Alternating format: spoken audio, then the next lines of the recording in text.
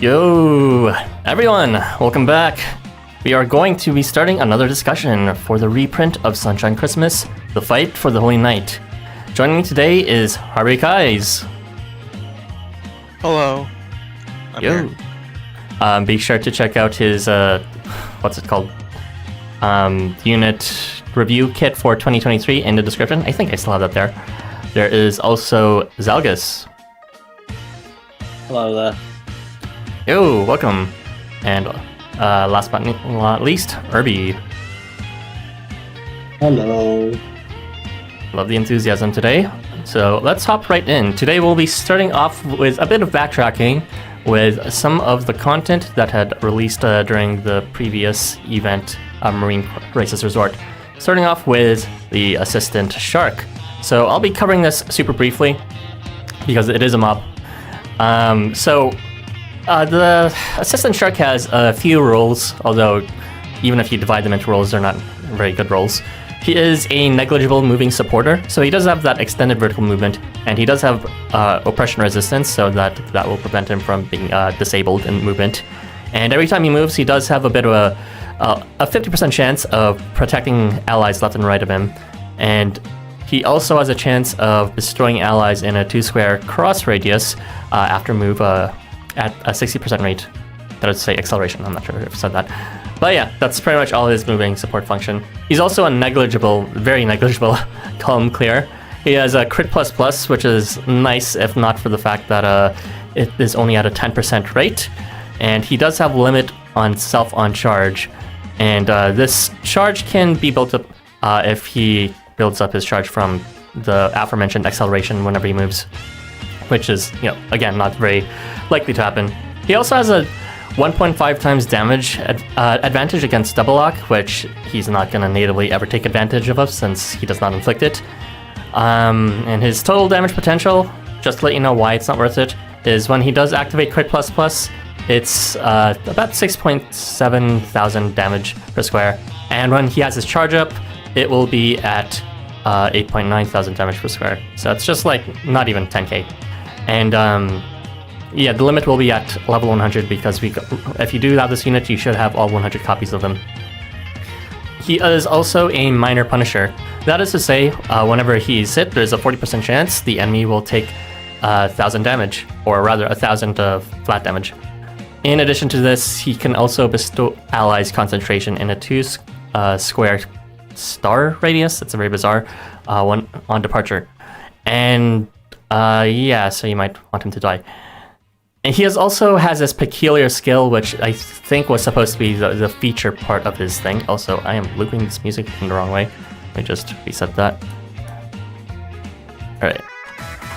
So, he has this non-functional part of his kit where there is a weapon change to enemies after he moves inflicted in shot range at a 60% range. However, this buff lasts for only one turn, which means it will run out by the time the enemy begins their turn right after yours, which means they won't actually have a long slash when they attack. So it is a very bizarre, likely erroneous implementation of weapon change to the enemy. So my recommendations for this unit, honestly, obviously don't use it for any regular gameplay, but if you're a bit of a meme lord, maybe you'll want to actually use him in a limited team cost challenge clear. So he does give that guaranteed concentration, which could be okay when he dies. And he might also be a good slot filler for if you want to bring someone from the back as he dies and gives effects and someone else better can come out from the back. And that's pretty much all I have to say about this unit. Anything else, guys? Man, they really don't want to give mobs damage buffs to allies very easily, do they? It's been a while since we've gotten any, and it's a when leaving thing. They're still stuck with like vigor from wrestlers or something, and I guess weakness from mobsters. Killing off an ally to get concentration for one turn is like fucking crazy. He would do that. Probably milk, honestly. I can think of it if like maybe there's some meme setup where you're going to do like a big alpha strike on one turn. So the point is just to like but there are plenty of better units to do that. But I guess if you were doing it with like mobs or some meme team, but yeah, fucking concentration bad. Very cool Otohime late skill evolution. Right. Yeah, Oh yeah, the random double lock. Yes. Is she actually featured in that event? I don't even know. No. I don't remember her. I think this is like some weird crafters thing. Oh, okay, sure. Yeah. Anyway, let's just move on from this topic. I think there's nothing we need to stretch out with this, so we'll just move on into another set of topics that happened in the previous event. We'll be talking about the skill-specific evolutions from Volume 39, starting with Tetsuox. This is going to be covered by Zagas, so Joe, jump right in when you're ready. What a great Evo. Right. So, as a quick refresher on Tetsuox, his main gimmick was that you move him and then he turns into magic range and then he does big burst for the first turn, and that was really his main gimmick. And he did it okay. Back then it was quite a decent amount of damage, although I think even at the time Beach and Vari was kind of matched with him, so he has competition. But anyway, one of his skills now makes it so that when he appears, he gains guts, which is fine. He does have guts in his kit already, but it's at a crappy 30% rate when moving. So you now have a guaranteed guts at least, and he does slowly kill himself by decreasing his HP after he moves, and or whatnot. And he's probably going to be at the front line, so it's nice to have a guaranteed safety net. But yeah, nothing too interesting there. I'll skip to the obstruct because it's dumb. So when moving, apply obstruct in magic range.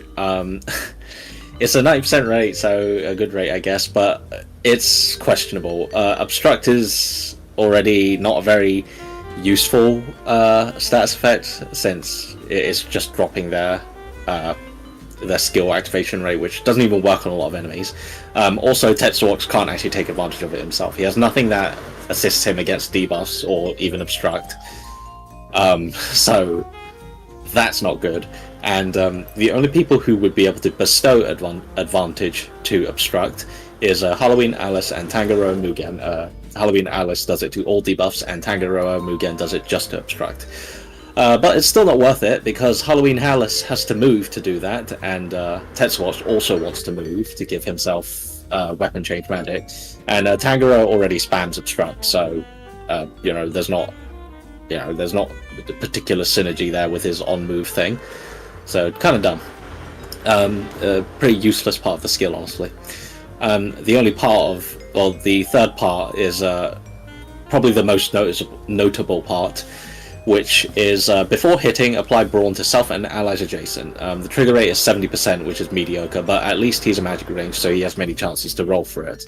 Although, as a burst damage attacker, you really want him to do it on the first go, so it sucks that it's 70%. Since it's to self, he gains another damage buff for himself, which is good, of course, as I said.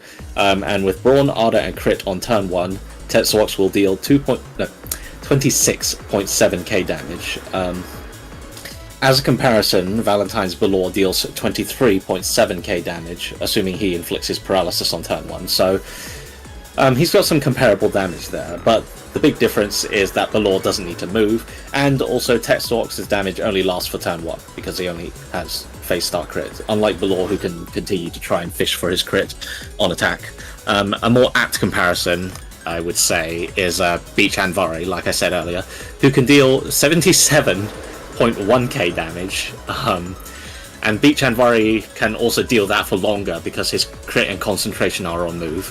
He'll lose the Ardor on turn 3 of a phase, but it's still longer than Tetsuox's 1 turn 2 shine. So, yeah. Overall, it's not really that great in Evo. It does increase Tetsuox's personal damage somewhat, but it's not significant enough to make him so desirable you'd actually use the move slot on him. There are other magic nukes you could use, like I said, Valentine's Velour and Beach and Vari, who are stronger or more flexible, because Tetsuox having to move to do acceptable burst damage is kind of not great. So, a shame.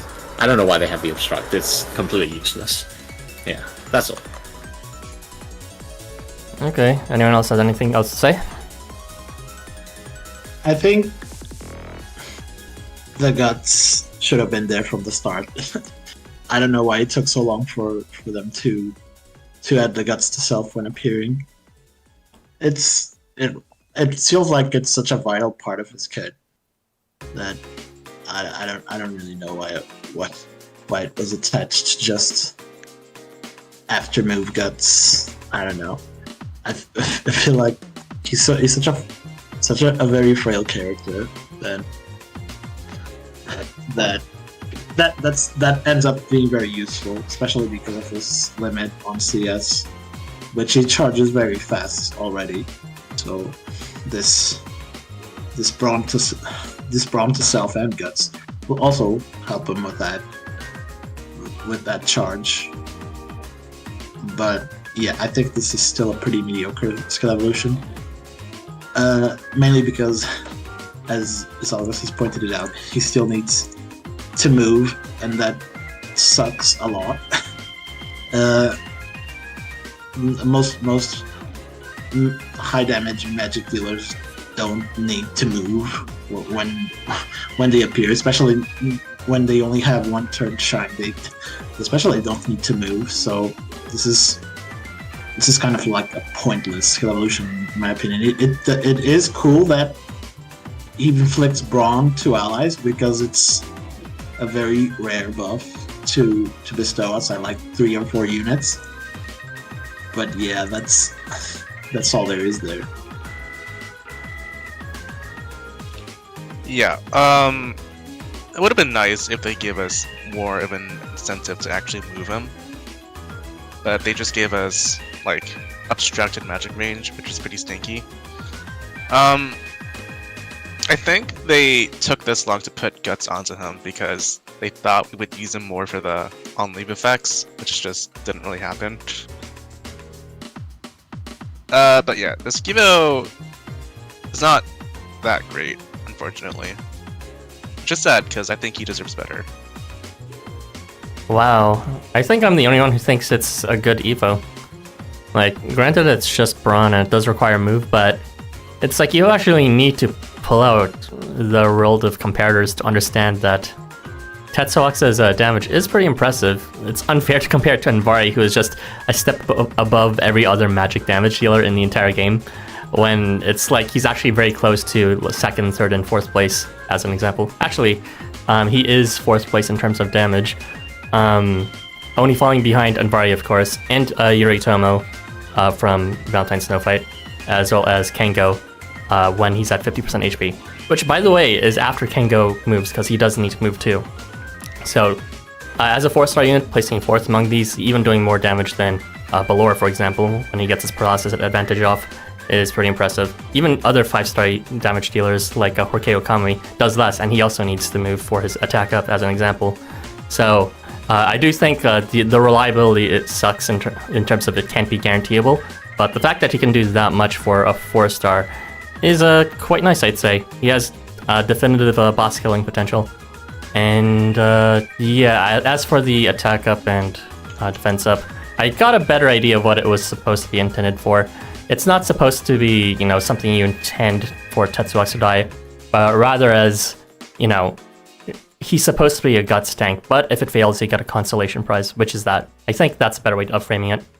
But yeah, I agree with Irby that it's a very nice quality of life to have the guts actually up, so that he better feels like a guts tank. But yeah, those are all my thoughts on this. I don't think I want what is presumably my main damage dealer to die and give me a consolation prize of buffs to my supports. As in my units who are supporting him. Well, you might have someone else from the back to, I don't know, fill in the roles after. But he won't get those buffs. Not unless you give it to a buff spreader, I don't know. Put it, yeah, use Christmas Tata with them. Exactly. No. These when leaving buffs to allies always have this problem where Like, unless there's someone who's specifically and only designed to die, or there's some massively debilitating thing for the enemy team, it's kind of hard to make use of them. I mean, you can plan around them. I've done it before, but I don't know, it just feels impractical. Look, I don't think... Tetsuox, this only effect has been power creep by Kuga 3-star. Level 30. There you go. I don't think Tetsuox was meant for free quests or dailies, really, because the move is too costly to justify that, and there's unreliability packed into it. But I think he would be really good with challenges, and might be better for those mixed types of teams where, you know, it's not just one damage dealer and 3 damage ampers that board wipe everything at the same time. So, you know, I think he's a solid unit for anyone who is still building up the roster as a new player. So yeah, I think this kid's good, to be honest. My recommendation is that they pull for Beach and Bari instead.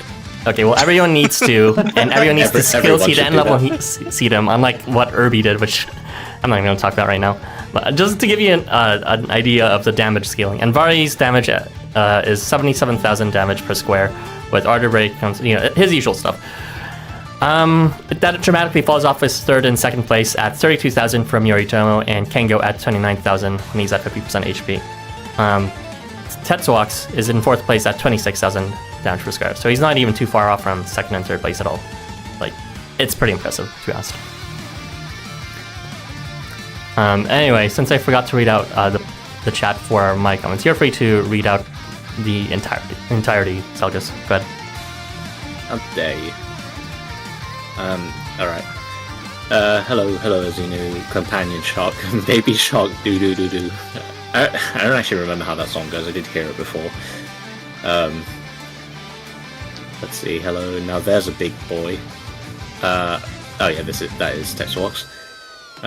Oxboy, hello Mentis, your favourite person is here, hello show. Kengo, my king, still slating.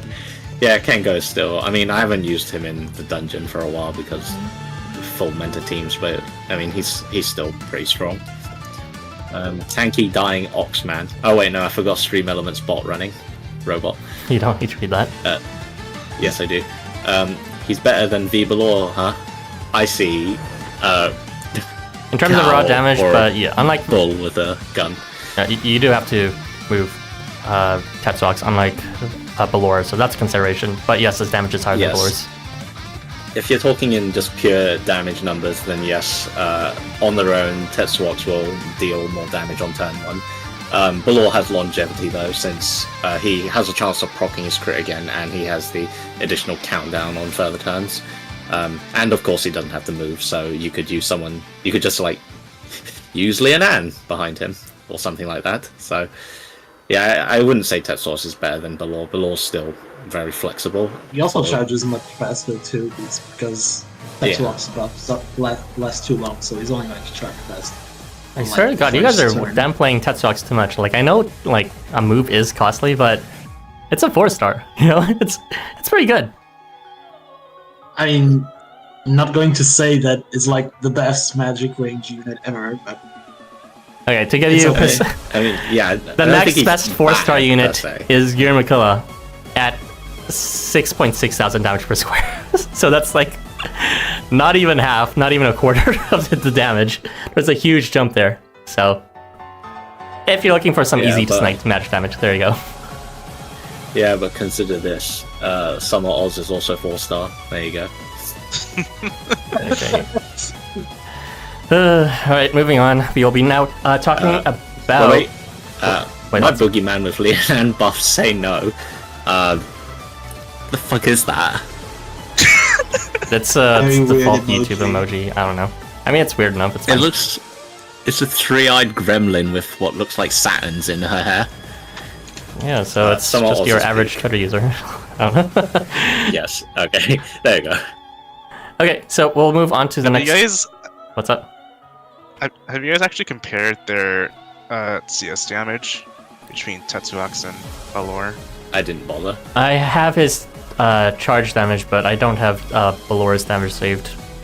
What is his damage? Let's see. It is. Well, Balor gets countdown and he has 120,000 damage per square, given he has 50% HP. Speaking of Tetsuox. hey, that's boss killing. If it's over 100,000, that's boss killing. Like, I guess. You guess. Why is everyone shitting on my man here? He's cute and he's got good damage. It's like, why is everyone like, eh? Seriously? What do you expect? 10 million walk-on Tonka buffs? Jeez. Because his best pairing is with Sphinx, and I don't like that. But you need to move him anyways for Arthur, don't you? It's fine. Oh no, you're right. The best combo is Sphinx. Yeah, we're moving on now. Okay. We're going to be talking about Hanuman, and this will be covered by Harvey Kais. So go ahead. Whoa, it's the Skibo that didn't appear in your one video. Shut up. Alright. So, Hanuman actually has like a pretty bloated kit right now, because there's so many goddamn effects in this kit, like in total. So, his recent Skivo gives him HP loss reversal to himself at phase start. And this is supposed to be a synergy for both damage over time and also like a soft tech against quests that will apply a ton of flat damage to you. He also gets the skill for 3 turns every phase start, where he decreases 500 HP to himself before he gets attacked. And when combined with HP loss reversal, which also lasts 3 turns, he actually heals himself. So, if you manage to give him like any defensive buff, he'll actually have like a ton of survivability now.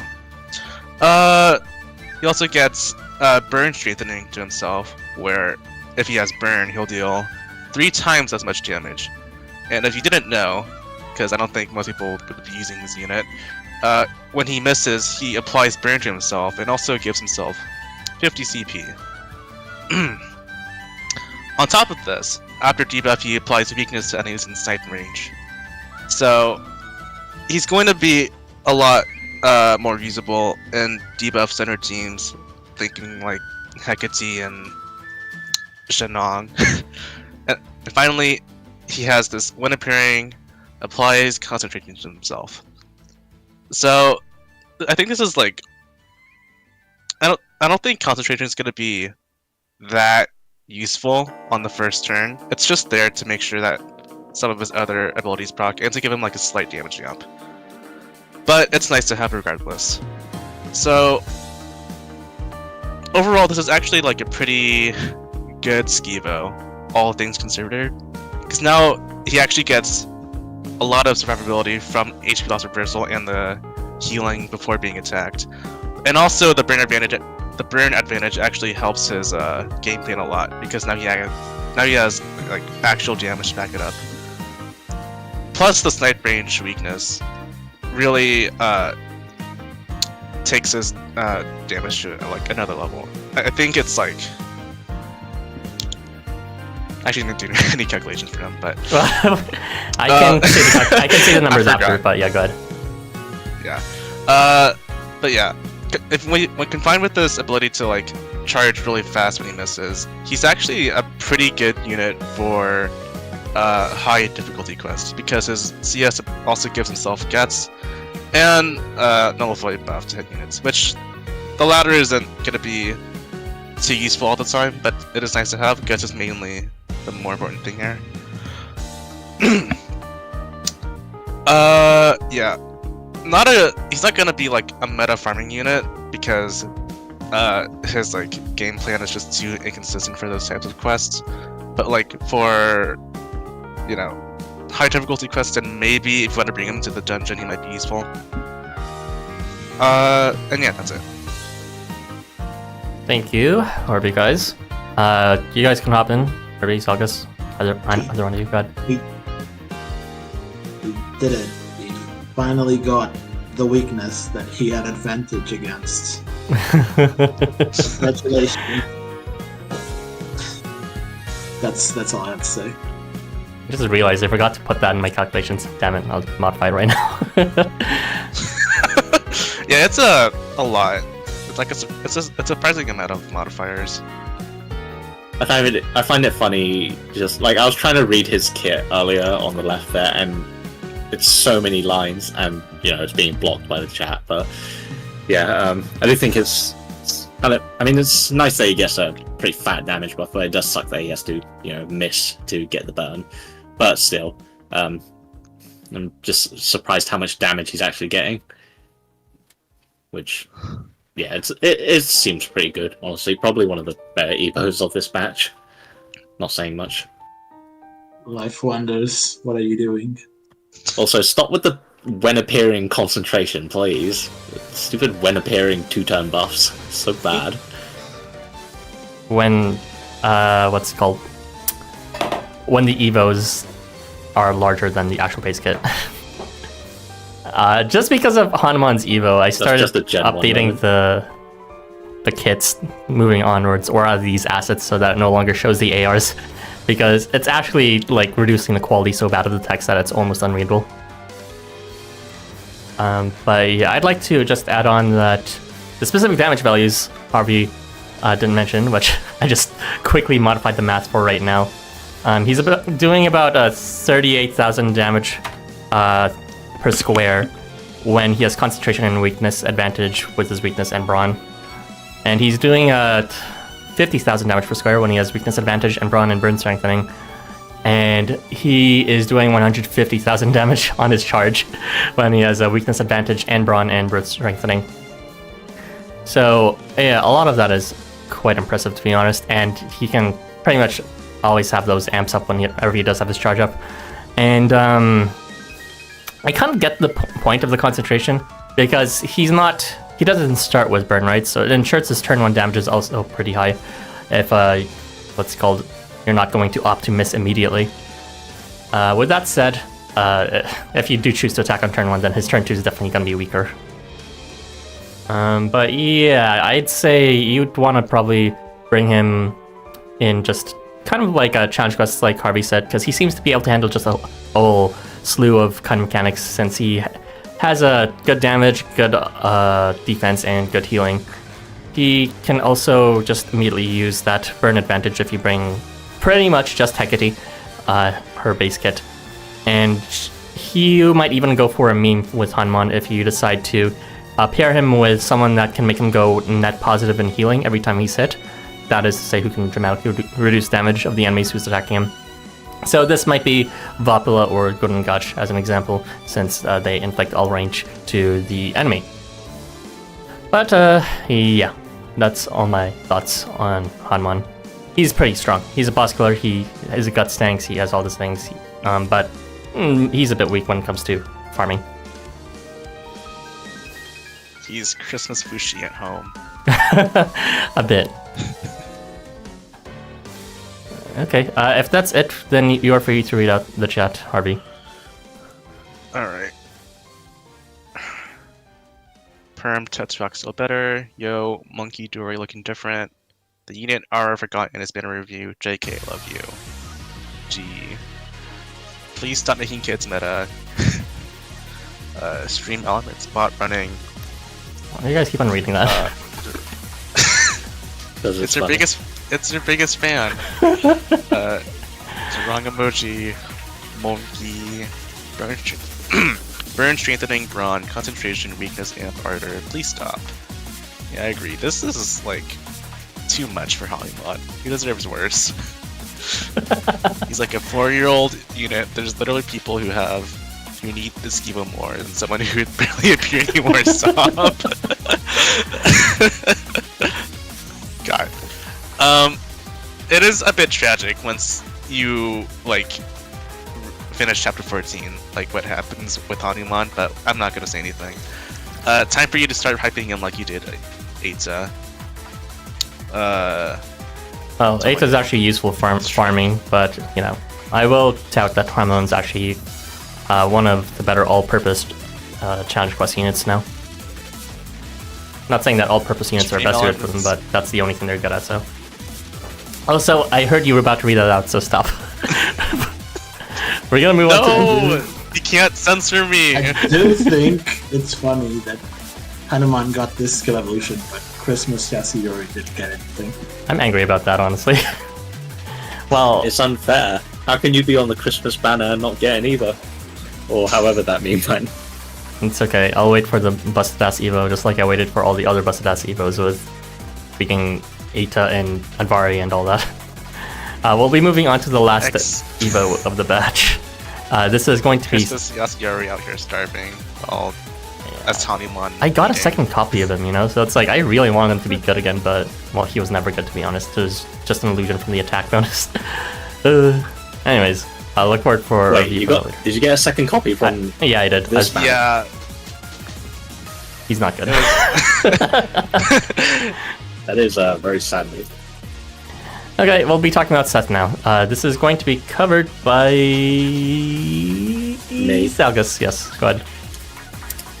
Alright, so Valentine Seth, as a quick recap on him, I think his main draw was that he used to be a ramping snipe damage dealer who for some reason sometimes lowered his own damage if he got debuffed. But anyway, so they changed part of the trigger of his protection, and unfortunately I didn't test this, but I think what it means is that as soon as someone attempts to target Seth, he will immediately apply protection, so before they, say, hit someone in front of him.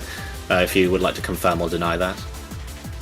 Yeah, it means before anyone's hit, as long as they are confirmed for being hit by the attack, and then they'll preemptively bestow protection before anyone's hit. Yeah, so say if someone's in front of Seth and they try and thrust range, then instead of hitting the person in front of Seth first, Seth will just immediately apply protection. So it's better for actually protecting his allies, so that's good. Anyway. So when appearing, Anchor strengthening to the entire board. This gives 0.5 times defense while having Anchor, and Seth applies Anchor to self and allies adjacent when he moves. So this is actually a decent level of defense along with his protection. It'll be 0.225 damage taken. So like taking like 20% damage-ish. Anchor isn't too rare, although the units who can actually reliably apply it repeatedly are a bit rarer than that. I was thinking of, when I was writing my notes, I was initially thinking of actually writing some of the other units who could do it repeatedly, like Tianzin, but I decided to forego that and just skip to the obvious one. The best user for defensive stacking is definitely Ahab 5. With Ahab 5's Evo, he constantly applies Anchor in a 2-square diamond radius on turn start, and he can also move for tenacity in that same range, as well as healing when attacking in that range. So it's got some pretty ridiculous defensive stacking there. If Seth's defense protection also triggers, that makes the incoming damage like about 10% of what you would receive. So yeah, pretty ridiculous. And Seth doesn't even have to move for that, because all Seth is there for is to, when appear, and then grant the global buff, which, by the way, Anchor Strengthening is permanent, so that's neat. I guess if you wanted to do some meme thing, you could also do Twilight Pool Smoky God, who grants a Anchor Strengthening buff to the team, but that's not great, and also that's a mediocre attack boost or something like that, I forget. But anyway, when Seth moves, he also grants Nullify debuff and Dazzle advantage to self and allies all around. Seth already inflicts Dazzle when he's attacking, although the rate is mediocre at 60% rate. It's also only a 1.5 times advantage, so nothing huge there. The Nullify debuff helps Seth not to give himself that stupid Dazzle to self when debuffed, since the trigger is when debuffed, and Nullify debuff will just skip that step and not even attempt to apply Dazzle to himself, so that's good. But yeah, it's an alright Evo. Well, for Seth himself, I think it's an alright Evo. It's another one of the Evos that I think doesn't really go with his original role, because like I said, I always considered Valentine Seth more notable for his ramping damage from a safe snipe range. After 6 turns he gains several stacks of his buff, and he has attack up and vigor or something when attacking, so he dealt quite a lot of damage, or decent damage. I don't know if you want to call it a lot, otherwise I think Ara thinks that he doesn't deal much damage, I don't remember. I mean, he doesn't. But, yeah. So yeah, and this Evo is mainly a defensive Evo, besides the Dazzle advantage, but the Dazzle advantage is pretty mediocre, it's just 1.5. But yeah, I wouldn't say it's a bad Evo, since even on his own he can get quite a lot of defense onto the team, although he can no longer trigger his self-protection very easily. His protection to self is triggered after debuff, but because he now has nullified debuff, he prevents the application from ever triggering unless he gets hit by more than one debuff. So that seems like poor design, if you ask me. But anyway, yeah, for team defense, he's decent now, and if you want the obvious team tank synergy, then just use Ahab 5, it's ridiculous. But yeah, that's all. Okay. Anyone want to go first, or should I? You can go first. Alright. He's better at tanking, I guess. But is that really why you want to bring him? For better tanking? I don't know. There's like better, more committed tanks at this point, isn't there? Like Tantalos I think it's more like Okami and all that. If you're using him for like his ramp team synergy, it's like the turtling's nice, I guess. No. That's what I was referring. I mean, It's I would okay not if you use want to him. use Seth. I would not I use him guess. because it's fucking Seth. But that's just me. Same. I don't know. This is like, I want to say it's good, his tanking and the debuff mitigation overall, but then it's like, you remember we already have Horkei Okami who does that, and like a lot better amp and a lot better healing and all that. Yes. And it's like we also have Tinlos that does a lot more native mitigation and all that. And I don't know, just for the ramp, like honestly, I feel like he'd be more useful for coin scuffles at this point. And funnily enough, his 1.5 times damage multiplier for Dazzle actually does make him finally viable for turn 1 on coin scuffles. It just brings him above 10,000 damage, whereas before he did not reach that threshold. So take that as you will. He still will only activate Dazzle at a 60% rate, and maybe you're gonna bring Spooky God to make it work for whatever reason, but he is Still can't pierce evasion. just Can he? use Eta. Yeah. I don't give a shit. You can't just say use 8. I can use Oz, use Spooky God, and now it's use Eta. I can say use Eta now. You can just say, "Oh yeah, now it works," but you have to use 8 without saying that. Okay. Just put him in the column without the evasion fucker, the mobster. There you go. Classic coin scuffle gameplay where you actually have to think back then. Nomad. Yeah, I guess you could do that too. Well, anyways, I'm just talking about self-sufficient damage here. Not that the allies would necessarily take advantage of the Dazzle advantage either, just because, what's it called? He might not necessarily spread it to left and right. But anyway, yeah, I personally think he's a bit of a dud otherwise, other than for coin scuffles. So, if there's nothing else, then you can read out the chat, Talgus. Stream elements, got that. Is anyone hearing? Wait, no. I got confused by the stream element spot. Everyone is Where so were we? obsessed with the element spot for today for some reason. It's the other element spot, but when Gerber says a Christmas Yasu something. Who's Yasu? Never heard of her. Imagine being so popular and still so meh. We're referring to Seth, I assume. Or no, it's Yasuyori. Yasuyori. It's just Yasuyori, Yasuyori. yeah. Pineapple laid before his release. Yeah. I mean, he's still bad. Well, I mean, variant. Many poop emojis. Huey Seth, Preacher. Yes, protection's so good. Stream element spot running. Is anyone hearing waves or is it just me? Zalgus lives on a boat. Yeah. I'm assuming the sound was my window open, so it was just cars passing me, so it was just the sound. So I closed the window now. Why didn't anyone say anything? Because it's your This was responsibility. funny. Oh, I'm sorry. I mean, I blame the cars. Anyway, S. Tinderlow's Yuma v Seth could be an interesting meme team. Would it? I'm trying to remember exactly what they do. Some Tinderlow's big tenacity, tank, strengthening, Seems which like a lot Tinderlow's of- can use. I don't even know. Some of the buffs overlap with each other. Yeah. Well, I guess the sassy strengthening and some of Tinderlow's defenses would add up to a lot of that. Damn, I wish that was me. Yes. What the fuck, how scary, how fancy, I'd literally sink like a rock.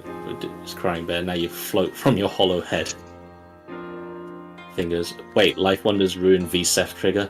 I wouldn't say ruined, but they made it harder to get protection to self, because he now has nullified debuff most of the time, so he's going to need to get hit with 2 debuffs at least to protect himself. And at that point, I think being protected is the least of your concerns, since you're getting hit by 2 people. Or, I guess, being hit by 2 debuffs, but whatever. Manifesting my living in boat era. I'd rather bring Yasuyori as a tank, at least Yasu is thick. I mean, he's not that great at it, but... And he can only really protect 1 person. Unless we're talking about Christmas Yasuyori, who doesn't really tank either. Manifesting my rich enough to spend on gacha without worrying error. Yeah, I wish. What's wrong with Seth? Use anyone but Eta. I don't know what's wrong with Seth. Do you guys want to give your reasoning? Everything is wrong with Seth. It's like, because I don't He know. got a second variant before so many people. Oh yeah, I was gonna say, seeing him reminded me of the fact that he got a completely random second variant. Like, who was the first one who got it? I don't even remember who the first one who got it was. It was Valentine Shiro and Ryota. Yeah, I use this Oh, kit. I'm yeah, just yeah, not it gonna was. ever use this kit. That's the main issue. There's better calm clears. There's better tanks. In Harvey's words, not in this stream anyways, he'd probably describe him as a skirmisher. But it's like, even then, I don't think he's particularly good as a skirmisher either. Why do you hate Seth, Harvey? Huh? Didn't you go because it's fucking Seth? I'm just tired of seeing him. I don't want to look at this dog ever again. Fair enough. Just wait for Kurogane rerun, easy. Oh right, the evasion thing. The ARs help even stream element spot running. Why does that keep happening? Yeah, I don't know, but just stop reading it, please. It's not that funny. No. Flashback, when I used Nightglow's Kurogane for coin grinding. Damn, no show voice reveal this time. Protection to Seth. I'd rather not enter another stream to make it awkward. Housamo's infamous boy. He was the first one to get a second ult without being a summoner, or literally me with Nomad. Okay, that's all. Okay, thank you, Zalgus. Okay, What's up? to elaborate on my hatred for Seth, So his this- artist is quite prevalent in Live a Hero, and his units keep jump scaring me.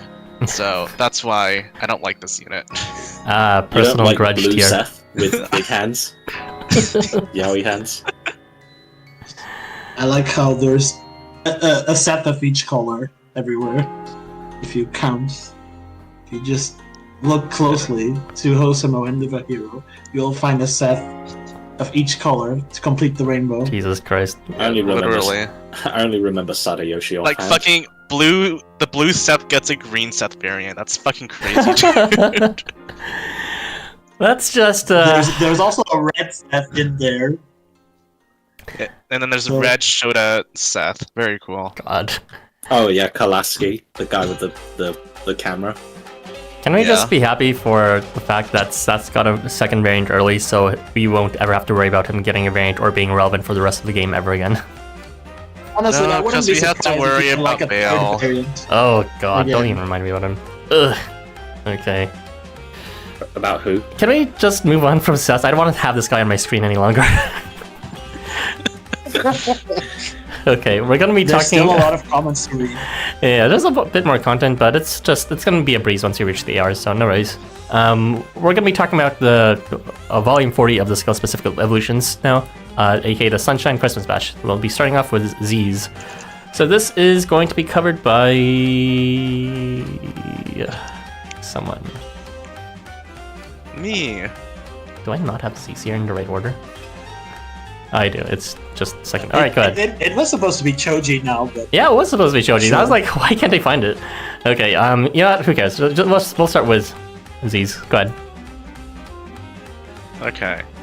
So this is the stinky poo-poo Skivo of the batch, even though the others aren't that great. So, what does Z's get for Skivo? She gets, if her CP is at 100 and after the move phase is ended, she gets evasion and reverse slash range to her allies. And after hitting, she now gets 60% chance for increased recovery to allies once go around. And to pair with that, she now has a phase start heal of 1500 HP to herself and allies in an adjacent square. So this Evo is utterly dogshit, because the main reason you would bring Z's ever before was because she had a lot of consistent pulls, either on phase start or you would charge your CS and she'd pull enemies by one square. And now they gave her a gimmick that doesn't even fucking work, because half the time when she gets a phase start healing, she won't have increased recovery up. Also, if you're bringing her for that fucking evasion and reverse slash range, why would you do that in the first place? The main reason you'd use these is because you're using her for the pull, and you're bringing you're bringing the enemies to melee range so that your other melee carries can actually follow up. You would never actually use like fucking backline Nidas with her. Okay, I tried using her with Summer Hecate. It didn't work out because neither of them have actual defense, so it was just like a mediocre amount of healing, and they both died eventually. Ouch. And yeah. So it's a very disappointing Skivo, because if they just leaned into like her offensive side of pulling, or just like giving her more damage amps, she would have been decent. But this is like super fucking bad, for lack of better words. Like, if you just compare it to Summer Hanuman Skivo, it really puts into perspective how bad it is. Alright, that's it. Okay. yes, it's complete shit. Yes, it's really disappointing that she got this evolution. The evasion is pointless because she doesn't give it to herself, so if you're doing it to tank or something, she's going to die anyways, because she doesn't have a lot of defensive capabilities. She doesn't have any, actually. Besides Dazzle, I guess. She has the Dazzle, but she's probably going to kill the enemies anyways when that happens, because she actually deals a lot of damage with their Dazzle advantage and potential vigor, and also her fucking weakness on CS. So she still can deal a significant amount of damage on long slash range. She's probably going to clear the entire long slash range. So yeah, it's pointless. Why? What is this skill evolution? 1,500 HP isn't even a lot, especially for only north, south, east, and west. So only left and right up and down. That's stupid. Also, I had something else to say, but I kind of forgot about it. Oh right, it's a stupid healing. The evasion thing is also to the enemies behind her, but also most of her effects for vigor and for healing with buff effects are left and right. So you're not even going to gain any benefits from it, which is very sad. This is the most non-cohesive skill evolution I've ever seen. At least Astarte's skill evolution gave something that... Yes, yes. I think Astarte's skill evolution was better than Z's. I'm sorry. Actually, while we're on the topic of like non-cohesion, can we talk about how increased recovery applies to allies but not herself? So like she can't even like increase the healing from like her shitty after buff stuff or like the phase start thing. I just realized that. Yeah. I mean, her off the buff thing doesn't heal herself anyway, but yeah, it doesn't even work on the phase start. Yeah. Yeah, I was complaining or mentioning in Seth's Evo, I think, that a lot of these skill Evos are kind of at odds with their original purpose. But at least with Seth, what he got was, his defenses were part of his original kit. It just, wasn't what I would consider to be the crux of his base kit, and Tetsuox had that weird obstruct thing that didn't go with the kit at all. But at least he has the brawn, and Seth is good at the defense. But this Evo just adds a new role, but it is also bad. So, I don't know. Yeah, it's easily the worst Evo. I think it is kind of underwhelming or really underwhelming because it doesn't build on the rest of her kit. She just got a bunch of new heal utility that she wasn't really known for anyway, since her 200 HP heal was like nothing in the first place. This is like the sort of thing that vanilla Z's would have. Yeah. With that said, I can sort of see it playing out in actual battle to be somewhat useful. Just because her rates in the first place are inconsistent for her damage amp sources. Both Vigor and her Dazzle aren't guaranteed. And her pull for whatever reason too on later turns.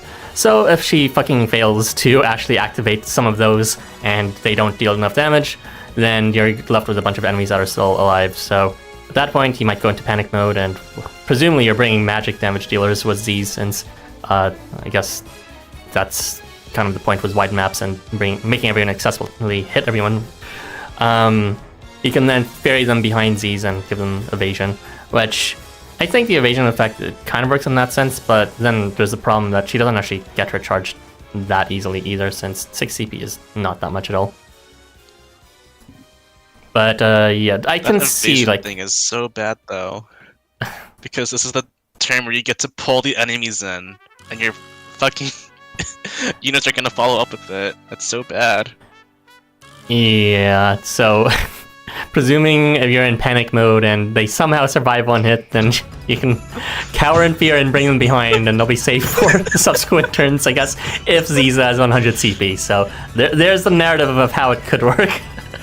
But yeah, it's not a great Evo, and Ziza's not a great unit. I know that people like to use her for the pull and the extended movement, but that's like literally the entire existence of her is just those two things, because everything else is inconsistent, really. And if she's gonna be inconsistent, might as well have some bandage effect to it, even if it's not a very great bandage effect. I don't agree with that logic, but okay. That's just what I'm gonna say.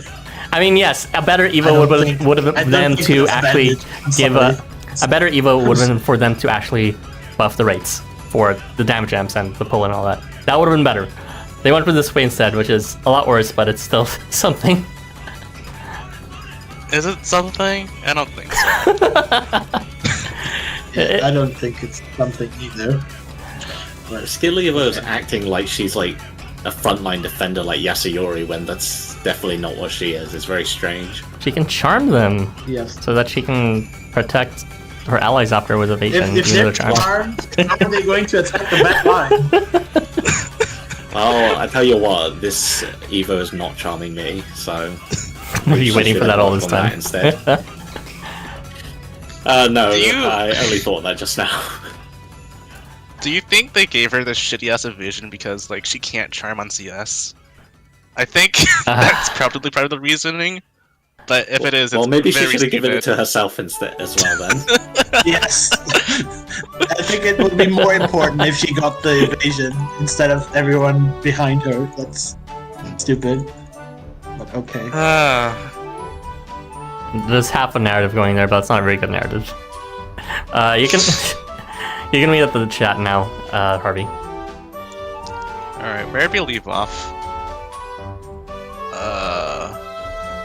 I'd rather not enter to make it awkward, was it?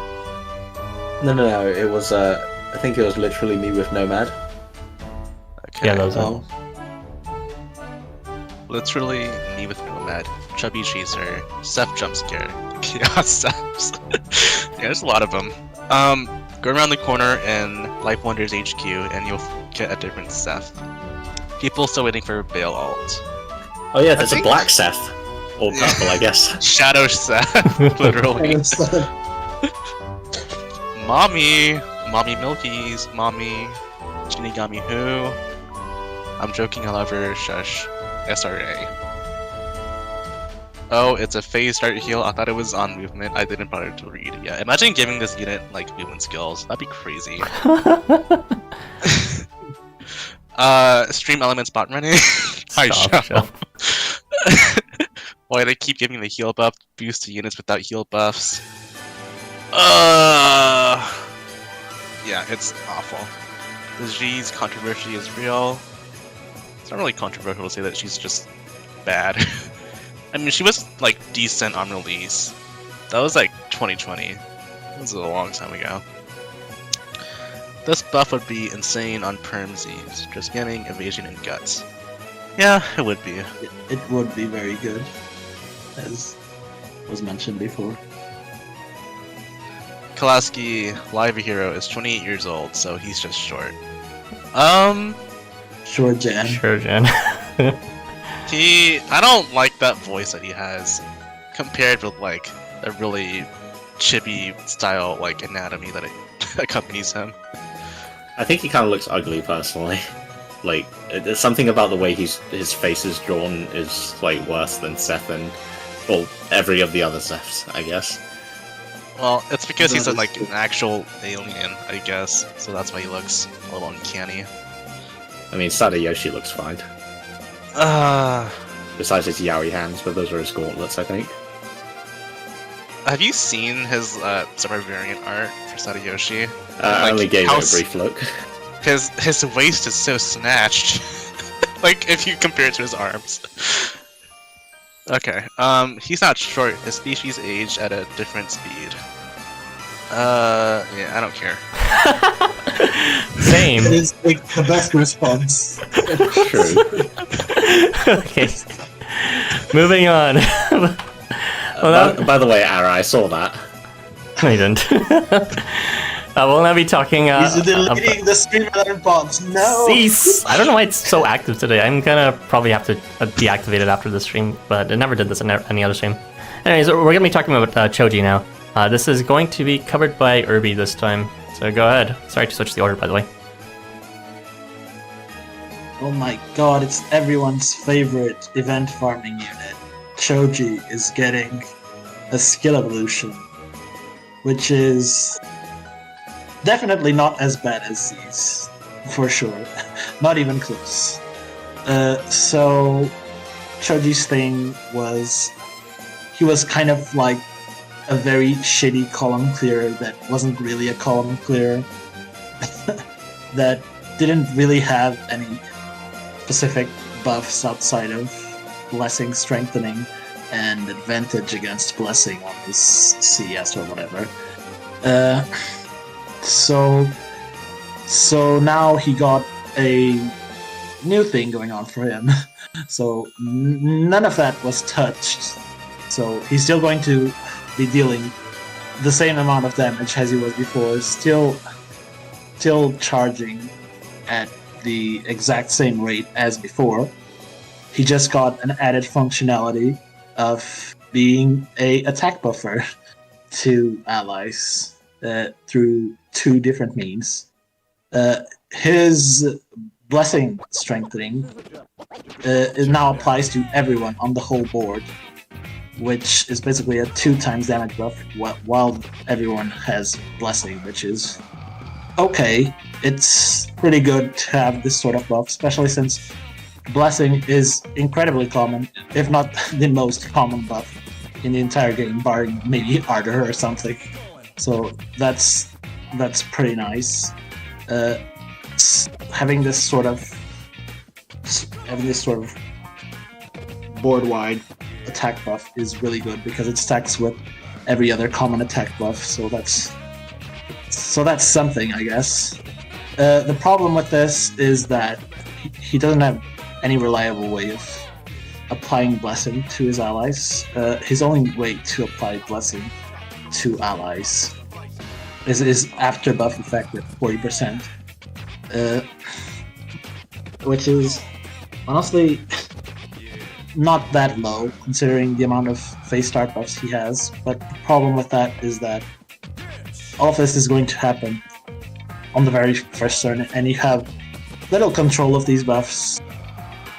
So you're probably going to be able to get Blessing on at least one ally if you're doing vertical maps, which is the one below him, but yeah, the others not so much. And also, it's going to be even harder to apply Blessing to everyone else because of his next form of attack buffing, which is he is now able at move phase end to apply crit plus to allies, or rather to one ally, every turn. The catch at 90%, which is amazing. Crit plus at move phase end is very good. There's just one catch, is that he can only apply this crit plus in, let's say, every turn he applies this buff, it's going to be in a different direction, and it's going to go clockwise. So, at the first turn, he's going to apply crit plus to the ally directly in front of him. The second turn, he's going to apply it to the unit to the right. Third behind him, and fourth to the left. So you're going to have to do this sort of big brain Choji movements if you want to take advantage of this crit plus, to make it go to its maximum potential at the very least. So yeah, that's with crit plus and the blessing advantage. That's a total of a 10 times attack buff, which is honestly pretty decent for a 4-star. He's not. I think the majority of his issue is going to be able to use this crit plus consistently. It's going to be like challenge impossible. Well, not impossible, but to make use of this is going to take a lot of effort, and I don't think anyone likes Choji that much to make that. So yeah, there is that. He also got this very useless applied drain before hitting units at 80%. Yeah, no one cares about that. So yeah, I think this is a weird skill evolution. I'm not gonna say it's bad, and I'm not going to say it's good because it doesn't really improve his column clearing, which was what I was using him for event missions where I didn't have the actual event units, but Choji is always an event unit somehow. So that didn't get improved at all whatsoever, but at least you can now use him also as a buffer, I guess, for those, if you have it. And it's okay. That's all I'm gonna say. It's an okay skill evolution. It's definitely a big step up. Though I do think that the crit plus clockwise thing is a very good meme. It's not really people looking at this and saying, "Wow, Christmas Choji is so good now." It's just like, how are you going to use this? Well, I'm waiting for people to show me the big brain Christmas Choji crit plus videos that I'm going to see. You really can't think of a way? It's definitely going to be a fun time. Honestly, I think he's kind of like Lianon in terms of the damage MP he's providing. You just don't even need to move him too. Granted, you don't need to move him. Granted, he doesn't have extend movement, but that's the point. You can move the person who's being buffed at that point, which means he'd be a pretty good pair with Shiba, Summer Shiba actually. So it's kind of funny. Yeah. He has like a surprisingly good amount of synergy with like the more meta units. Like, you guys remember how Crispus Nomad has busting in his kit? Oh yeah. I was going Yeah. to mention that. Alright, interrupted me. A good form. That's like the best application of blessing for him. Especially Yeah. since Nomad can just ferry him around. And if you wanna do meme strats, you can also use Tianzun. No. I refuse. But yeah, But this that's only Kiva, out of pet. this Kiva actually kind of saved my like 3-turn farming for tall maps because now my infernal mob has enough damage to kill his column with the crit plus. The other 2 turns though is just like fucking Yasuyori CS and Christmas Dead CS. So, but you know, on that one second turn, that crit plus does actually matter for me. So I'm thankful. I think it's like if you're like a new player and you pull this unit, it kind of like forces you to learn how to move your units and like learn different trigger timings. So that's kind of neat, I guess. But like, it is sort of like a headache to play around for like more than one quest. So yeah, especially like if it extends past 4 turns and you have to like start counting the turns and like where he's gonna pop crit plus. Well, you know, in very least, it's actually feasible to get up every turn. Unlike with people with turn start buffs, it's like you're permanently stuck in that position and you miss out every other turn. Yeah, that's a neat advantage, yeah. You just need to big brain and remember, which Housamo players are very bad at doing. Right. Can most players count in a sequence? I think not.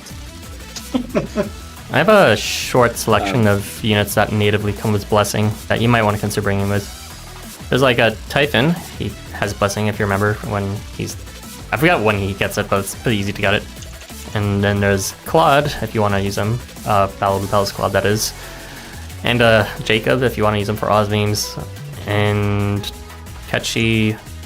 Tarutomo's Chapter 13 variant to make him even more ridiculously strong with his column clearing. And then there's Astir's Island variant, which if you remember he recently received an Evo that made him pretty strong.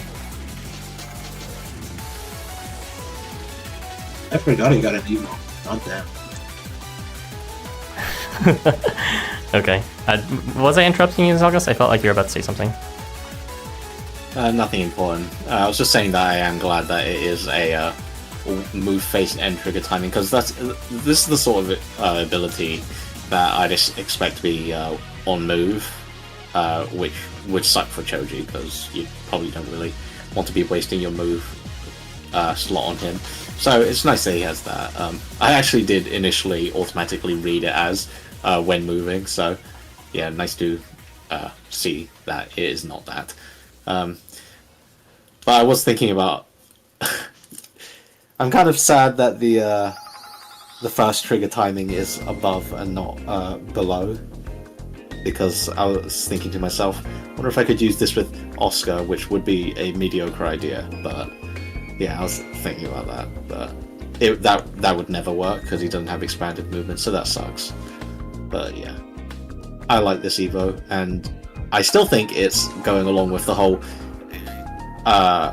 addition Evos that don't mesh with how they originally played thing, but it's fine. It's fine because it's good. It's fine because Well, it's fine because yeah. it's good and not Z's. Yes.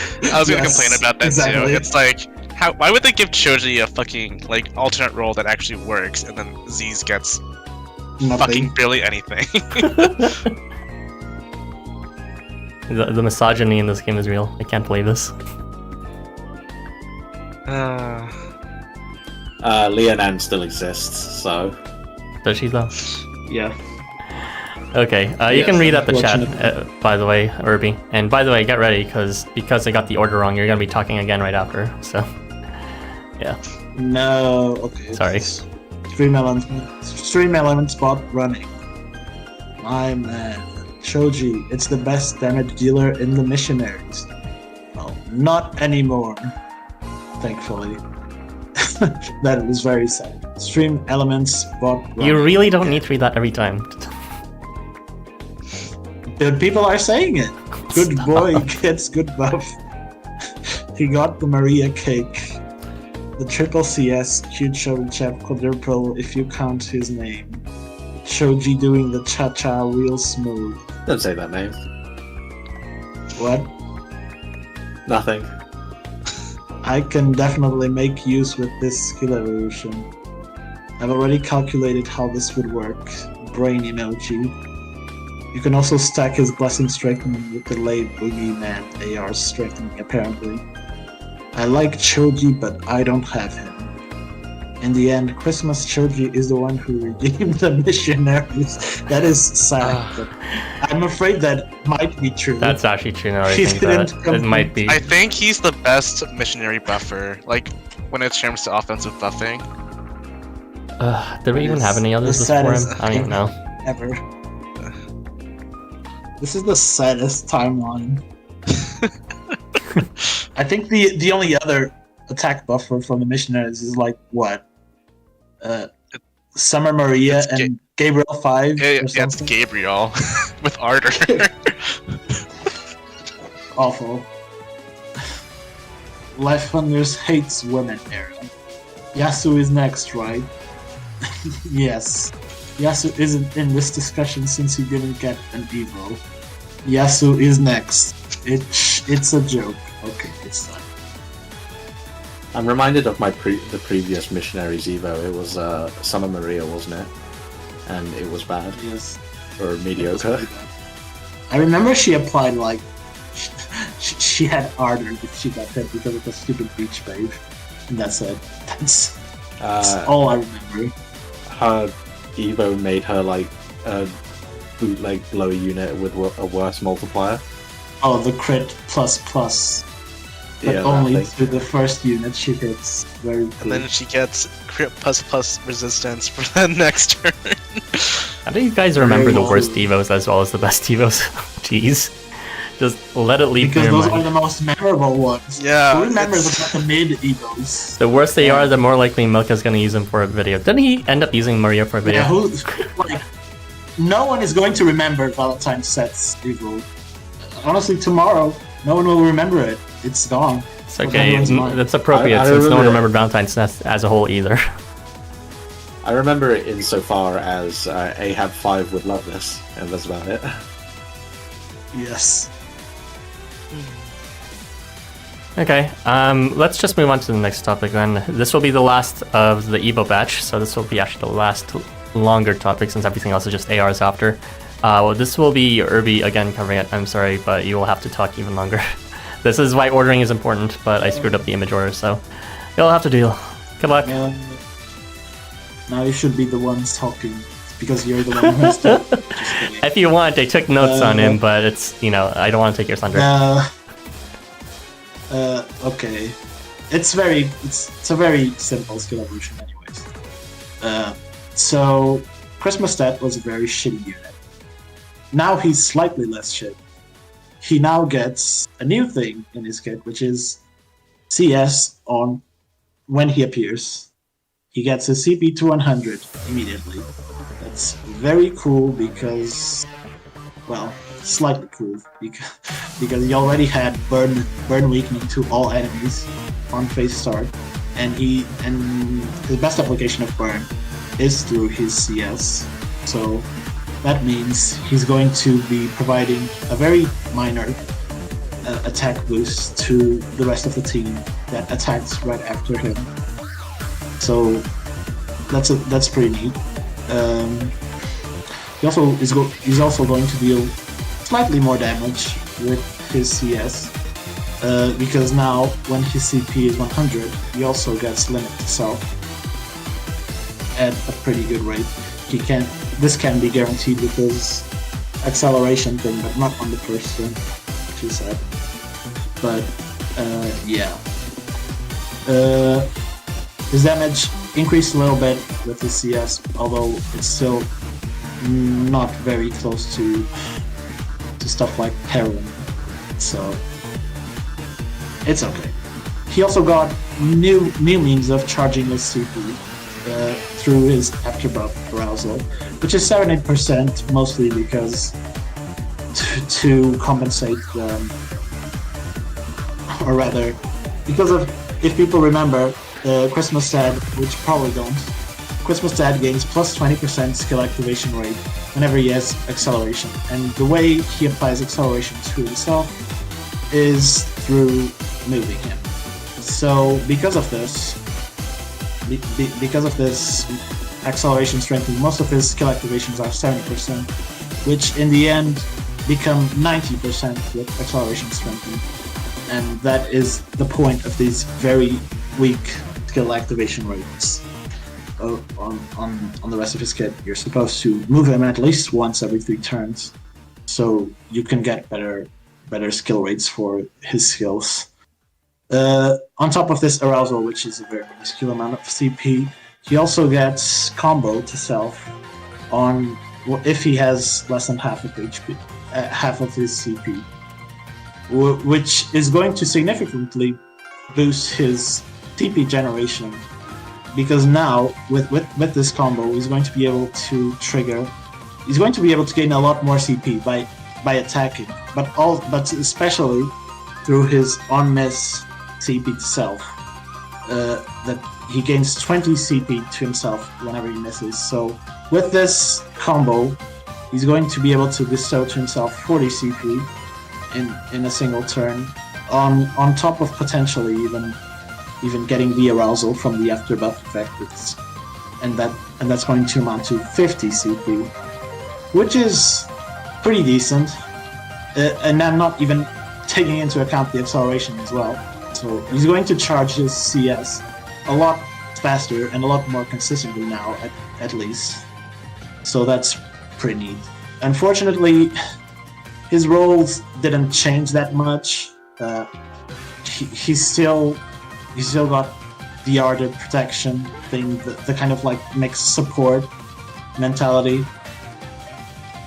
which was not very good even when it released.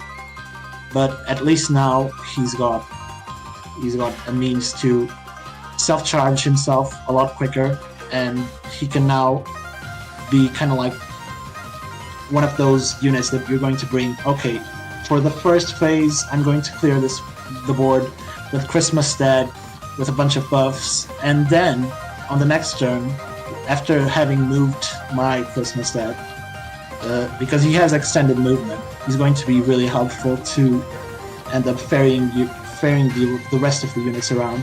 And on top of that, he's going to be able to guarantee giving them ardor as well on the next phase for your next board wiper potentially. So that's a pretty neat synergy you can consider using Christmas Dad with for your potential board wiping clears.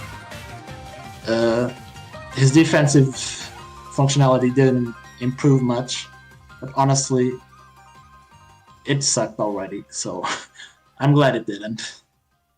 Overall, I think this is an okay skill evolution. And those are my thoughts. Okay. Anyone else want to hop in? It's very unique of Christmas Dead to be the first unit in the game to gain more than 100% CP on turn 1.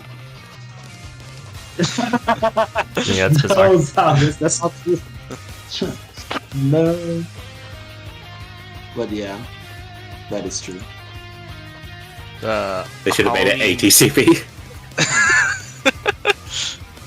No.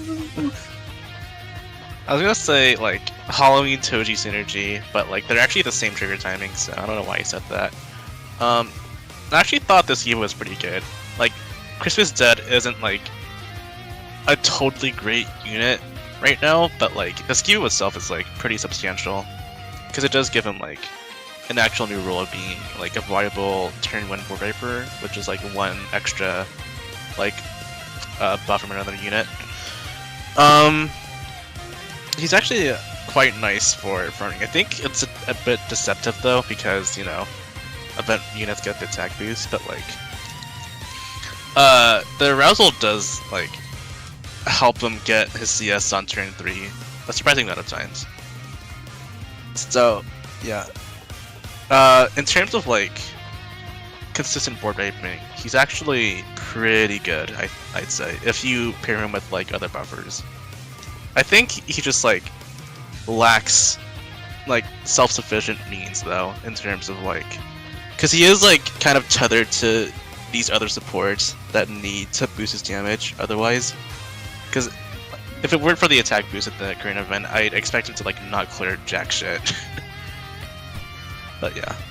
Yeah, his damage is still pretty low without foreign attack buffs, which is sad, but it is what it is. I think his damage is actually respectable even without the attack boost. So, since no one said the value, because no one does math apparently. Hey, I did math. Okay, well, what's his damage then? Well, not on dead, he's not my character. Okay, there you go. He does 11,000 damage per square on charge. So, this is pretty good, honestly. Like, it's strong enough to get rid of mobs, which is just generally around 10k. Not strong enough to usually take care of like the more tankier, you know, mid or moderate health units, but you only need a few damage for that. And in comparison, he's like right beside Gangstar Jurong if you decide to charge with him, what's called without his ardor, and he is what's called definitively like twice as much above Yuma when he does get his tenacity strengthening and his level 1 weakness and level 1 limit. So yeah, he's pretty good in terms of damage, and I like Irby was saying with the strategy of moving him to the center and board wiping. It's nice, but I'd say it's even more than nice because it kind of makes him viable for potentially a new kind of a grinding method that we never really looked straight in the eye because it was kind of dumb before, which was you know, using not board wipers but rather just using precisely precisely ranged units to be able to hit every unit. And it's a bit more viable now since Dad can board wipe in the first turn and everyone else can precisely hit with their magic range or their slash ranges or whatever for every subsequent turn.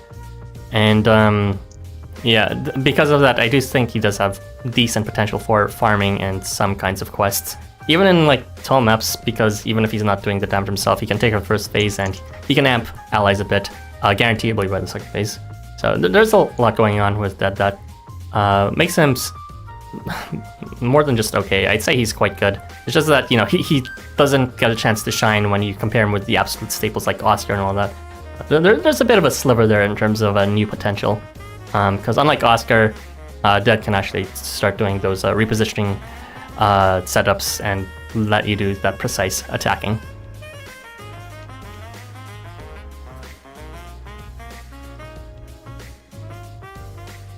Guys. We already said our pieces, didn't we? Yeah, well, I didn't really have much to say about it. I still think his kit is a bit disparate, but he never really had a great role from the beginning, so... Well, he has a lot more I guess turning him... now. Yeah, I guess turning him into an okay board wiper is fine, and it does let him quickly spread burn, which was, you know, the thing that he sucked at doing originally. The big meme that Irby was upset about the moment he released. I will say that, like... I will say that for the Yuma comparison, at a certain point of investment, Yuma will start to outdamage Dead, because he has a double scaling CS, and Yuma actually has a higher attack stat than him. The Yuma defender jumped out. Yes, that's the case. I actually did. I was talking to like my Dead Stan friend, and we actually compared like how much damage our Yuma and Deads would do. And right now, like at my max investment Yuma versus his max investment Dead, my Yuma was actually out damaging his Dead because he only has like SA LV1 Christmas Dead. What's So, your yeah. Yuma essay level? Yeah. 16. I see.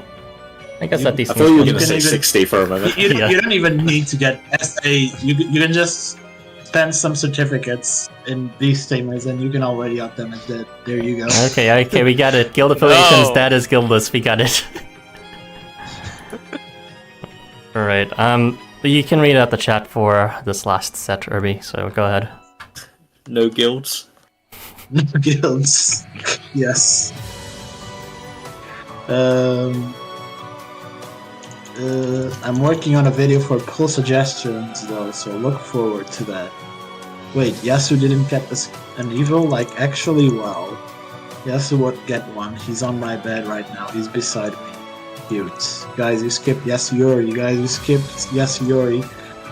I'm not going to say they had, but for real, I can't believe they would sooner make Z's worse than make Yasuyori better. Flops winter, it's autumn now. I mean, Ziz is not worse, but she's not just better either. remaining bad. She's chubby dad is best dad. Lies. Justice for Yasu. Muscle dad, best dad. JK, I love both. Excuse me, chubby dad, best dad. The only correct opinion. That's Just right. like how I love both Human and Tanuk going on, unlike a certain mentor. Who's he talking Both about? going I on wonder. forms are good. He's talking about me since I kind of don't really care about human Goemon. I figured. Finally, someone who If you agrees. don't understand him at his worst, you don't deserve him at his best, or something like that. It's okay. I dropped I Frey don't know how Goemon it too goes. after reading his translate event. It was very not oppressive. Tanuki above human going on, but human isn't bad. Okay then, both are hot though. Peeking emoji. Twitter blue-haired girl emoji. Yeah, don't worry, Yasuyori will get the skill evo during his character quest right, Copium. I mean, he's going to get his skill evolution whenever they do Kenshi better, which they do every year, so don't worry about it. I'd say don't worry about it. Justice for Yasu. Let Life Wonders know. I love the silence. Stream Elements block running. Wow. Har har. Suddenly I'm Harvey's #1 fan. Huh? And there you go. Yeah, he's yours. You can keep him. Anyways, we're moving on to the ARs. We'll be starting off with the 3-star ARs very quickly. I'll be covering both of them, so we'll just breeze through this. Why is the order out of... I swear to God, whatever, I'll just start with this one. So the Itzamna Vapula AR is... yeah, you can read the facts right there. It's not incredible. 2 CP to allies encircling after he misses at a 30% rate, and 250 health HP to allies encircling when he leaves at a 50% rate. It's okay for anti-wipe revival, although that's granted if you don't already have the Genocider's AR or, you know, many other setups. I'm pretty sure there's a lot of ARs that could revive at this point too with Guts or whatever. But other than that, yeah, just don't use this AR. It gives less than 1 CP per turn on average, so you're not going to be using it for the CP. Maybe for the revival, but even then, you'd have to make a hard case because it'll just be a big meme at that point since there are better ways. So don't use this AR. But it is a very cute AR. I do like Vapula's art, and Itzamna looks very dynamic in it. If no one wants... I like how the cap of the CP is the same as the Itzamna linked one, which Is also it? goes up to 4 CP. Yeah, it's 1 to 4 on for some reason on League, Jeez. which is strange because it's not double. I thought it was cute too, and then I saw the unfortunate yaoi hands on Vapula. No, Ah! no, don't mix Yaoi Thanks, with Jeremy, them. for that. It's over. What is the I mean- texturing on the hand? Jesus. I mean, maybe it's It's- sandy, but Yeah, it's supposed to be sandy, I think, because, you know. Vapula just Sand. recently I wiped his think- ass. I think this is a downgrade from the artist's usual ARs. The mouths are not big enough. Wait, this is the is same this artist as that the does Gabriel one? Gabriel one? There's no Yes, way. I think so. I think it is. That's That's a surprise. I think. That is a surprise. There's no way. I think it is. I don't. Let me just check quick. I'm not going to spread misinformation. It's too late. You already did. Speaking of Yaoi hands, Harvey, I did check out Sadayoshi's variant, and initially I thought his Yaoi hands in his variant were, or his base form were because of his gauntlets, but no, he actually does have Yaoi hands. The proportions are ridiculous. Yeah, his anatomy's like fucked up. It's kind of funny. Okay, the artist is Sumi. Sumi Waneko or something.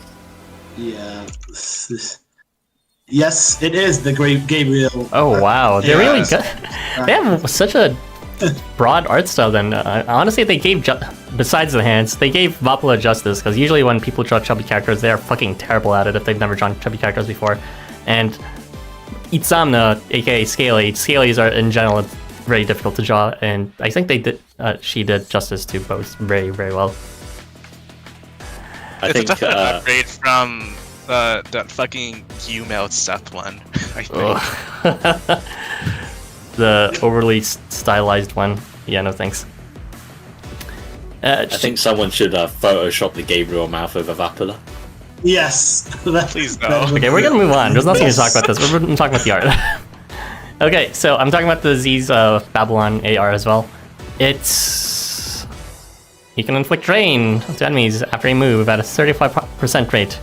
And you take reduced damage, so 20% less damage from blow range damage. Don't use this AR. That's all I have to say. There's nothing. You could meme with it. There's nothing. Just don't use this AR. The AR laughing at you. The AR art is kind of funny though, I guess.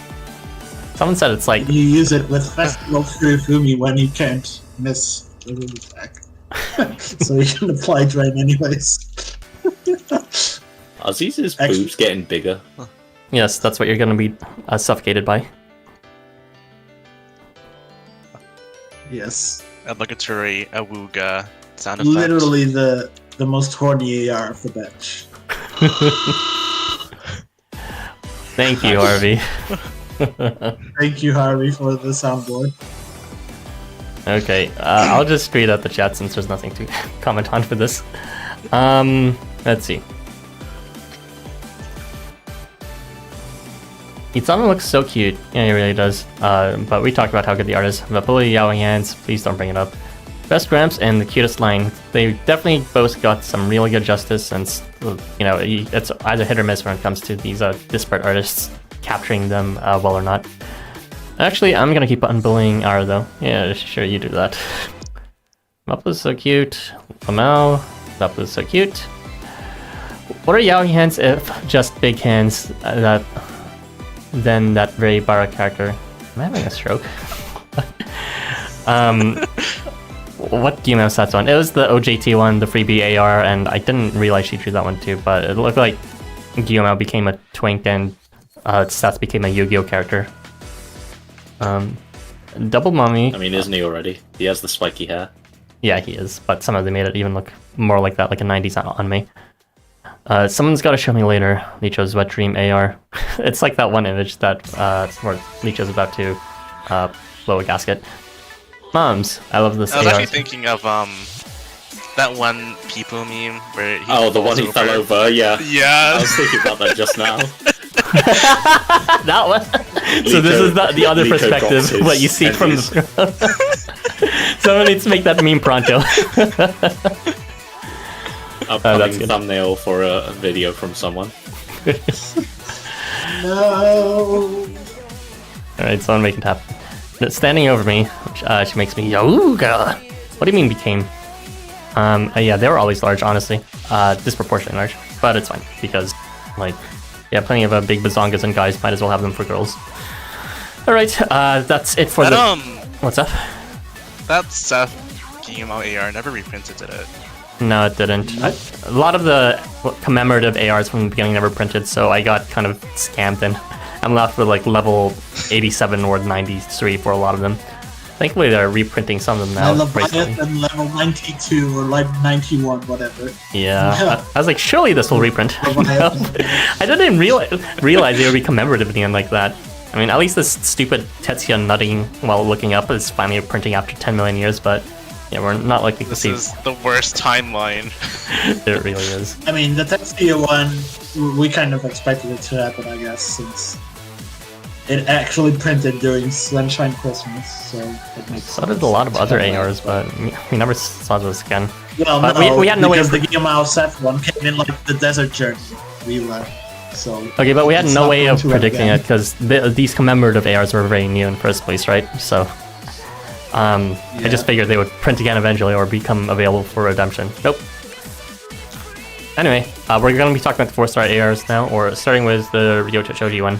This will be covered by Zalkus. Go ahead. Yes, it's very impressive.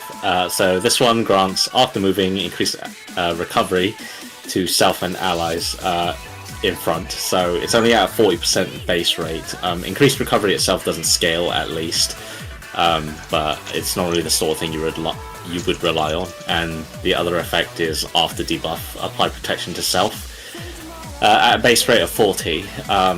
Again, well, protection actually scales, and you probably don't want to be using a skill level 1 protection. That would be completely useless. I don't really have much to say about this AR. It's not very useful. I mean, increased recovery is nice and all, but we have other methods of actually reliably getting that. Like, there's that 5-star, I think it's the Kamui and... I think I said the wrong name. Horkeu Kamui and Horkeu... What's the other guy's name? Kimun Kamui? Kimun Kamui. Yes. I couldn't remember his name. I said Kamui and brain fired. But yes, that AR grants increased recovery more effectively. I think that was the first thing that granted it. And then there's some other units. I think Gabriel does it. But anyway, the point is that... Yes, Christmas Z's can give it. Anyway, the point is that this is not great AR. The effects are kind of useless. I also think their faces are kind of off-model. Kind of. It's very generous. Okay. Entirely off-model. What the fuck? Who are these people? Well, Ryota's definitely extremely off-model. Ryota looks like somehow he became Peter Griffin. I don't like this artist. I don't trust him. Like, just from the art style, you can tell that they've done some sussy things. I don't like it. Also, that Choji's hand that's holding the... oh my god, I just noticed. It looks like a fucked up foot. No! Ew. It does. It looks like a foot. Honestly, they all can somewhat look like feet. Except for the one that's grabbing Ryota, which looks like something else entirely. Okay, yeah, I also hate that part because, like, usually when you're like emphasizing someone's stomach, you usually just have like one hand somewhere, but like there's two hands that like just kind of obscure it, and it just kind of misses the entire point of what it's trying to do. See, this is exactly what I mean by people don't know how to draw chubby characters. It ends up like this. Also, the fact that fucking Choji's finger that's like poking Ryota looks like it's fucking bloated. Actual sausage fingers. Yeah, looks like they found a body like sunken in the bottom of the swamp and it absorbed all the water. That's both these characters right now. It somehow made them look fatter than they should, which is impressive. Yes. I love how we're all talking about the art. Okay, I can comment on the effects. The effect is lame. It's a bit lame, but it's also still... Say. It's still a rare effect, right? So it's like half worth remembering just because it's a rare status. Even if it's not a very good rare status. But other than that, the protection is completely useless. Oh, and also Itzamna recovery because he's a healer. Itzamna can equip it, so like and also T does, so you can do that. Like half of Choji's healing is like from like heal over time effects, so that doesn't really work, does it? Oh yeah, like nourishment and blessing and shit. So yeah. But you can with like fucking most of Ryota's stuff. I wonder why it's like that. It's very silly. Alright. Anyway, you can toss this on Tita or Itzamna for the buff shuffling thing. But other than that, yeah, you'll never use this AR. You can read out the chat for this, Zalgus. Where is it? Oh, Awuga. What do you mean became? Kool-Aid AR who? What? What about the Kool-Aid AR? Don't know. I do not I don't understand. know either. I don't know what that means. Family Guy AR. Okay. Someone noticed first. I hated reading that because it's too true. The fucking nose on Ryota especially looks very wrong. And Choji. This art is so funny, I can't. Choji Griffin. Let me say that because messed up again. What are yaoi hands? If it's just having big hands, then that every Bara character ever. It's a joke about like these like actual yaoi manga, like not Bara, not like Bara stuff, like Otome stuff, like where they're really really thin and. I just say usually the it's not just the fingers, size. really. It's also like they're like super long, The fingers like are disgustingly long. That's Yeah, the problem with yaoi hands. the fingers are Very usually long very, fingers. very long.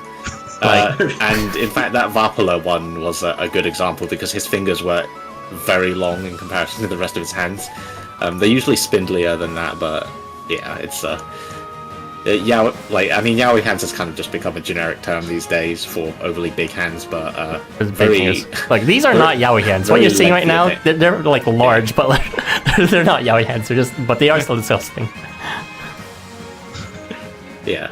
I mean, they're still out of proportions, though. Yeah. Waiting for Harvey to call this the ugliest AR. Okay, I am not the only one who thinks it's the ugliest AR in the batch. It's like I mean, See, at I least can the handle lighting both. is nice, This, but it's like I said of the batch for this like banner.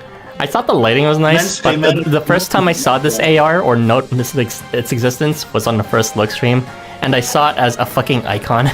And just the icon by itself, zooming on Choji, is so fucking ugly that my gut instinct was to kind of just gag a bit when I first saw it. It's exceptionally bad for sure. I mean, offhandedly, if I wanted to think of the actual worst AR, it'd probably be the other Vapula one. But Yamasatsu. I hate that artist, so The Yama, yeah. that's also a good choice. Stuck by Sri the Lankan Yama. one. Whitewashed Yama. Very funny. There's also the Tanjiro one. That has meme value. Tanjiro Kijino. Moai. And of course, we can't forget about the beloved feet AR that we got from BSM. Oh no. I'm just trying to forget about it. Thanks for bringing it up. Yeah, Yes, that's exactly it.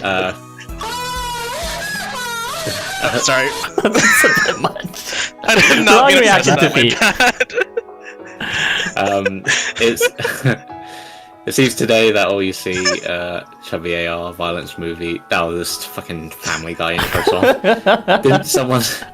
Didn't someone say that Choji's hand looks like a foot? Yeah, it does. I know that artist is giving me AIR or something. Yeah, I was looking at like the hand poking at Ryota and like looking how it connects to the body of Choji's body, and I was like, that doesn't look quite right. I think it might be just perspective, but I don't know what it is. Like where the white meets the red looks weird. The Kool-Aid AR hasn't been reprinted. Oh, hasn't it? Has it not reprinted yet? It's printed once I already. think it was already reprinted. Yeah, that's printed No? once a long time ago. I already have one of the old boosters reprinted at least once. Yeah, except for the clawed one, I think, right? That one reprinted once.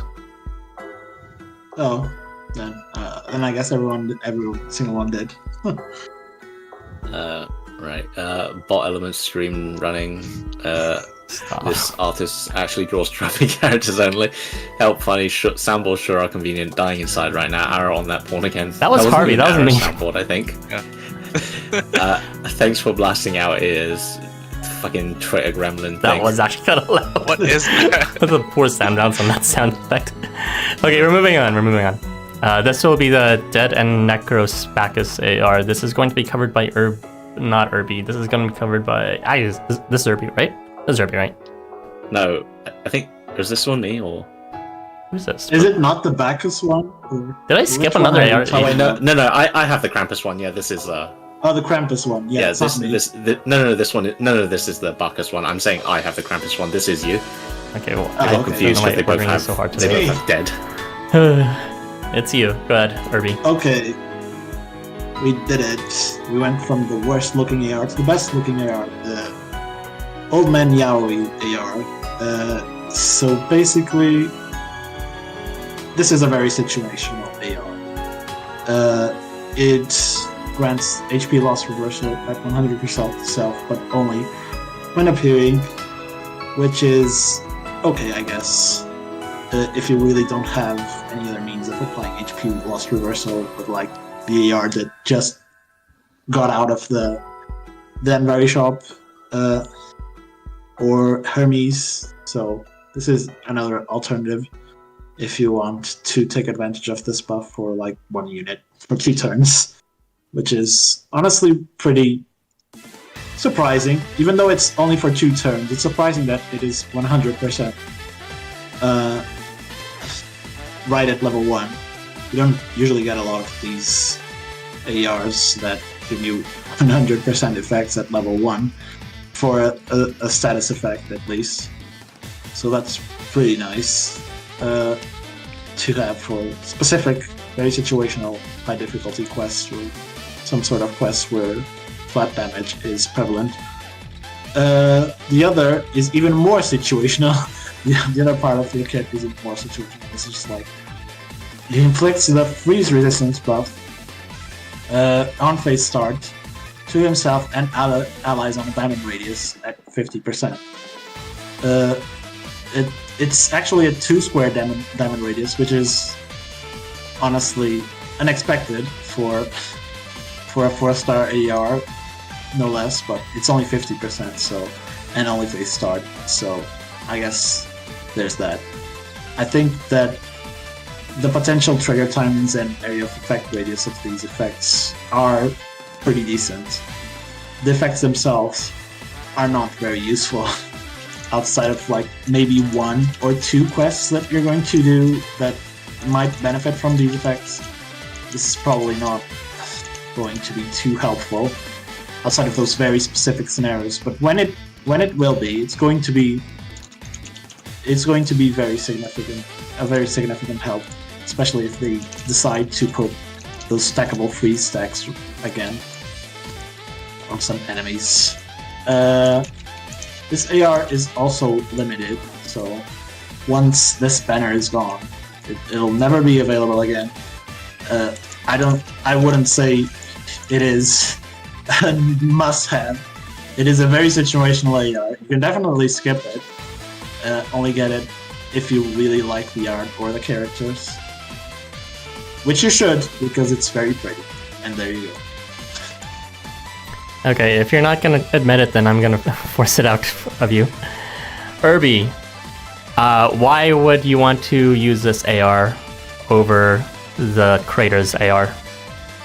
Shouldn't you have the Craters AR? Because it's no longer available. But everyone should have gotten it, right? No. What do you mean, no? Why wouldn't someone not get it? No. Because they started playing this month. Shut up. They just started playing today. Okay. Yes. Yes. And they saw this AR and they went, awooga. Oh my fucking god. For it. And that's why they have it. And you know that AR will reprint one more time again in the future, right? I do know that, but also consider this. This is a much prettier area. There you go. What are you talking about? That was one of the prettiest. Even you said it was pretty when on stream. What are you even? Old men, though. Jesus. Okay. Well, Irby did not get the Crater. Irby did not get a single copy of the Craters AR. That's why I'm pissed. Because he's anti-seed propaganda, even though it was one of the most incredible effects in the game. And this is like for 3 turns only for 1 person, whereas the other one was for all around as well as the self. Every phase start. A guaranteed, like... It's not a rare effect. You can just use Hermes if you really need it. What? Not everyone has Hermes. That one was free, and also then you'd be stuck with Hermes, who does nothing else besides that. Hey, he gives attack up. You have to move. Yeah, and it Why also would you move? applies healing reversal, which is useful for the same quests where HP loss reversal is also really useful. Like, don't be Irby, okay? Always get the booster ARs. I don't care if you disagree with the boosters. They have good effects half the time. Jesus You're Christ. not even about this AR. Come on, just try to It's not make it important about because that something AR else. was just printing, and it's like if another easier accessible AR that doesn't require to spend resources exists, then why would you want to get this one?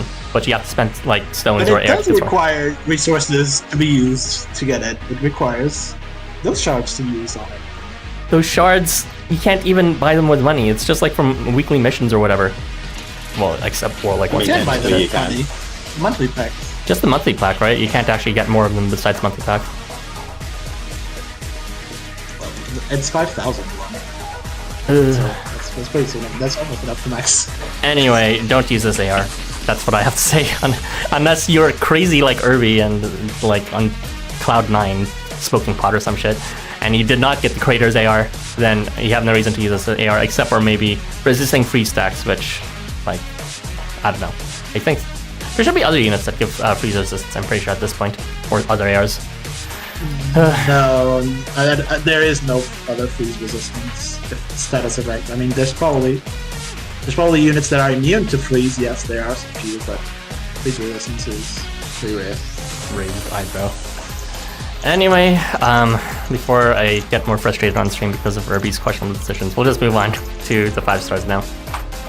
So, No, Irby? I like how that tree has little ornaments representing both of these guys. Well, there are other sides actually, but Oh, yeah, it's kind of cute. But Yes, by the way, it's it was pretty intentionally cute. put together Yeah. because they're both essentially just, dark version versus light version units, if that wasn't obvious enough. Is that the only reason? Is it like not another? They've never interacted. At what one point could they interact? they're both old men drawn by Bomb Yeah. Bomb. Sure. Yes, Not and they light both- bulbs. True. Yes. I see. I've been at Light Switch now. Okay.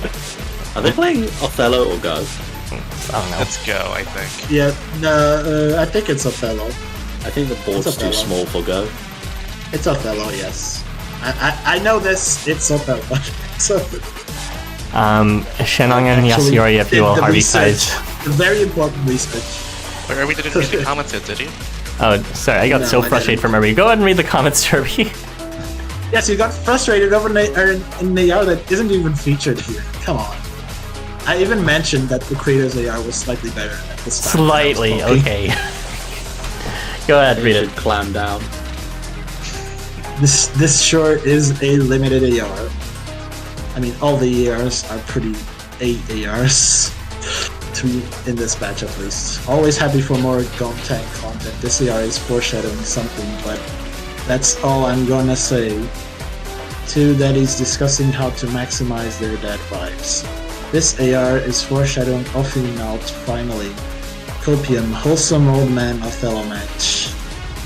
The real foreshadowing is Necros / Black Dad Dojin by Gumtank.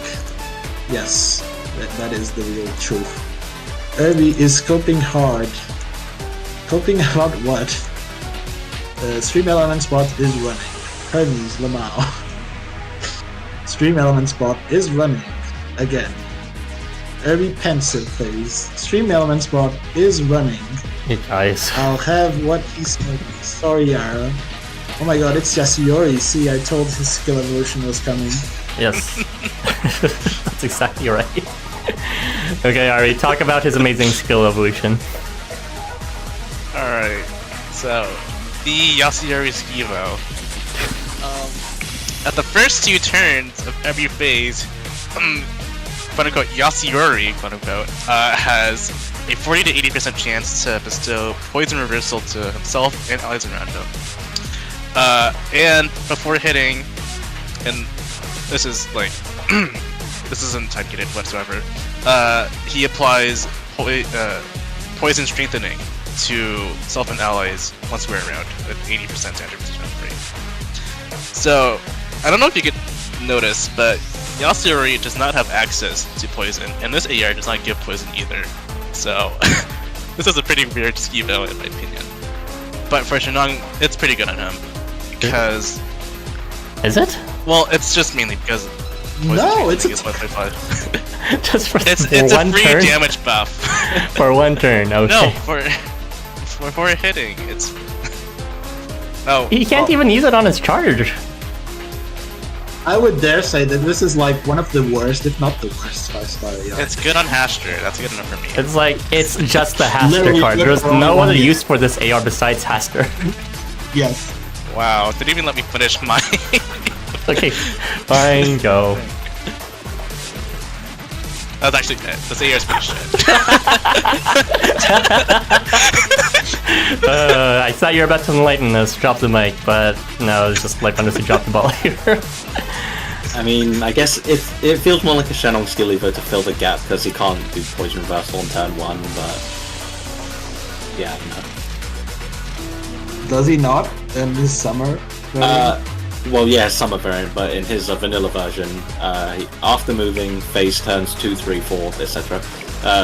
Apply poison reversal to self. So I had actually completely forgotten about this, but no, he cannot apply poison reversal on turn 1, or even turn 2 for his 3-star. So this is meant to fill the gap, I guess. The cool. Finally, Shennong non-variant users can use it. Remember not to sacrifice yourself.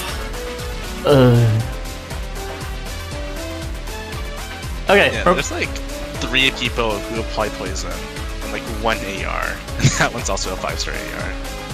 yeah, and Hecate can't equip this either, so yeah, that's not happening.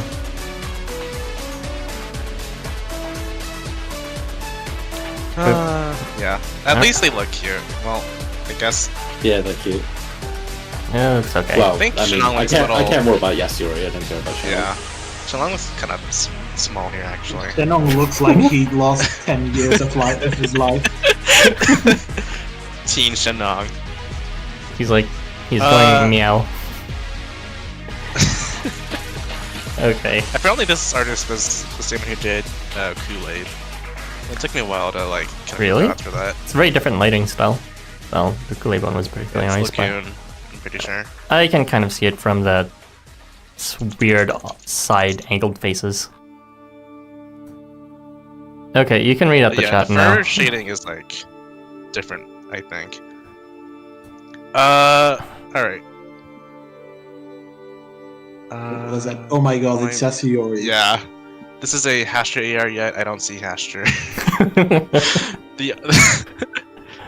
Yeah, this is actually the Yasuyori Skivo, by the way. Right. This art is Yasuyori making sure his pregnancy is moving along nicely. No, I will not unsee that anymore. It's over. Laughing emoji. Operation ready. Good AR for Haster, I guess. Okay, but consider that I want it. Also, this is really making me wonder how big is Yasuyori? All the more it's a hug. I think it's just like a scaling problem with With the ARs, artist. and they don't have special values and yeah. all that. I'm sure some of the artists actually reference that material for exact sizes, but they don't give it out except in Samopedia. So that's why you have I like know that like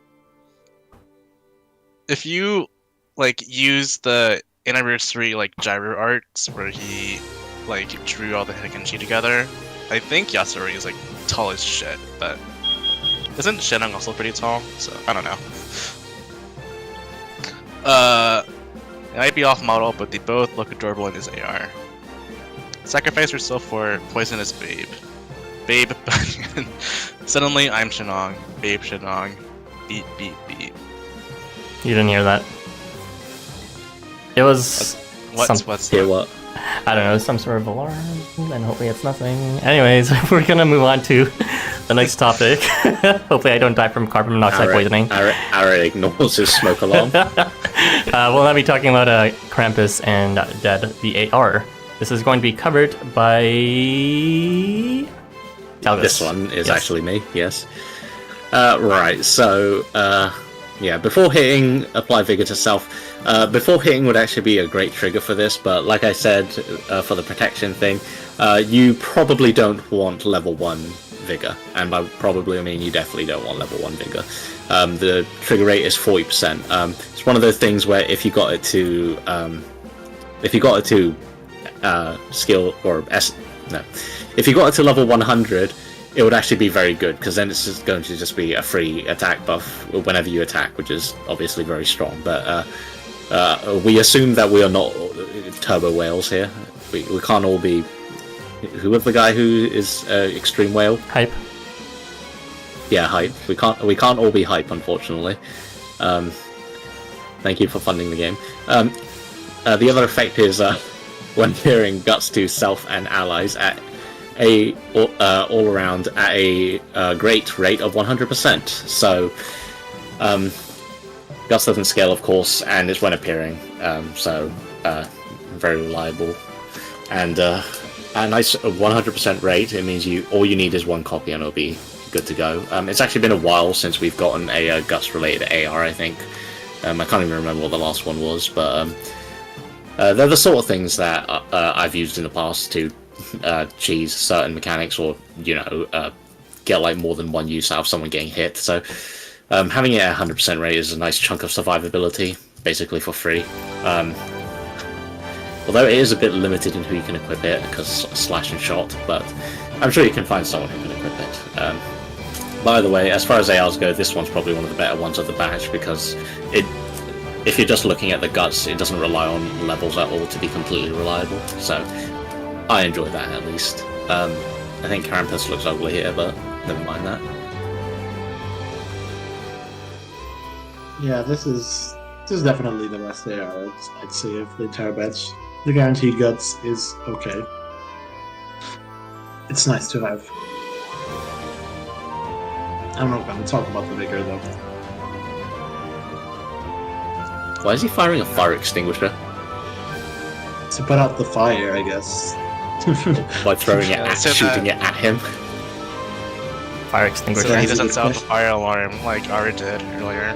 Wow, stop. I need to check that out after the stream, but it's probably nothing. It did that a few days ago too. You didn't hear that? Yeah. This AR lets Ryota pretend to be Enigma for one turn. So that's pretty nice. What was that? I just heard someone go "ah" in the background after you said that, and that was funny comedic timing. Well, I think there's like an outdoor event like near my house right now. So let's travel yet. Oh, you just reminded me. So you know how Tetsuox has obstruct, and I was talking about who has advantage. You know who is the only person in the game to have 2 times advantage against obstruct? Enigma. There you go. Oh, awesome! Very cool. Doesn't Enigma already apply? Yeah, he already applies it at He does, 100%, yes. so it's not necessary for that. Yeah. Worst Most people who want obstruct for advantages already do it anyway, so that makes it even worse. Okay. That's epic. Well, at least it's there for like, I don't know, Kirito or Beach Willows. Yeah, we're talking about that fucking Skiba one. Main topic is this AR. Yeah. Yeah, I think even if you're like a mega whale, this AR is like not. It doesn't scale that great, but it's pretty good at like 1 copy already, just because of when it burning guts. So that's pretty nice. Yeah, I mean, just make sure you don't have a team that already uses Vigor, because like this is kind of hyper shit Vigor to be cutting at 1.2 times only. No other buff spreaders can really use it, so good thing it spreads 2 allies around. So you might be able to put it in slot 3 while bringing buff spreader in slot 1. Of course, there's other guts ARs you can use for that instead. Interestingly, you might also want to pair it with the feature unit in this part, Krampus, specifically his Jiangshi variant, since he does refresh buffs constantly, and every time he moves, he can just keep up guts indefinitely, at least until he uses it up from reaching 0 HP. So it'll last for more than 4 turns in that case. It'll just last until he does reach 0 HP. So that could be nice. Has anyone actually done a video of Krampus juggernauting? I've been wanting to see that for a long time. I did. Come on, this sucks. I don't know. No one remembers my Krampus memes. Okay, whatever. It was a fun meme for like half a week, and then it was whatever after. I mean, to be honest, everyone forgot Krampus existed. This disappeared from support slot forever. I'm keeping him from like, in like the back of my mind right now. Like, but there's no actual quest that's like suitable enough for me to actually use him. So it's just like whatever. I actually wanted to use him in a couple of ones, but he was never on support, and I could not bother to ask someone to put him up. Too much effort. I was able to use him for a long period of time because Riptorian had him up for a while. I don't know if I still have him anymore, but suffice to say, he's already used as a. He's past his expiration date. He's good, but like there are better units.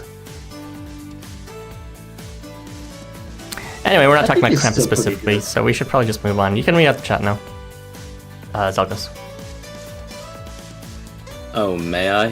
Where were we?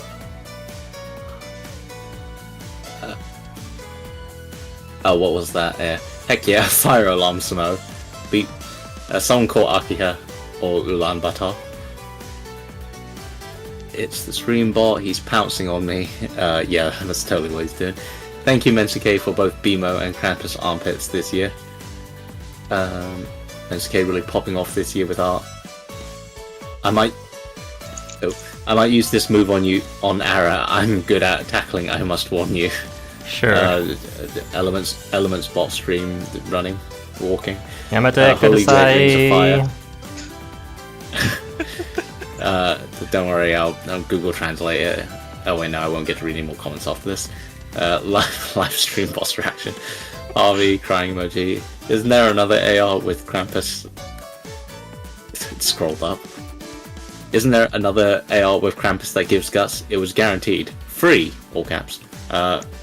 Maybe. It was the Taurus mascot, I think. But yeah, it's only to sell. And it has Taurus mask as the icon, so it's like already ugly. Yeah, that was one of the ARs I used, I believe. It was the Nightglow's quest. It was to get a guts proc onto someone so that they, or onto probably Maria, so she got an extra turn of life. Behemoth armpits, licking lips emoji. I don't think that's how you describe it. Not Ara deleting our Overlord, the stream element spot. Not Ara wanting the AI to take over his stream. Detroit become human. Connor. What? Oh, well, I haven't watched Detroit become human, so.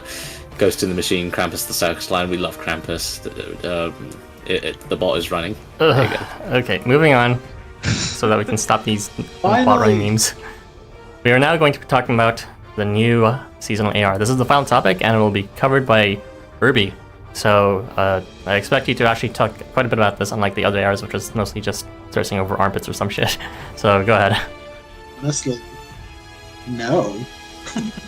There's not a lot to talk about here, other that most people don't know already.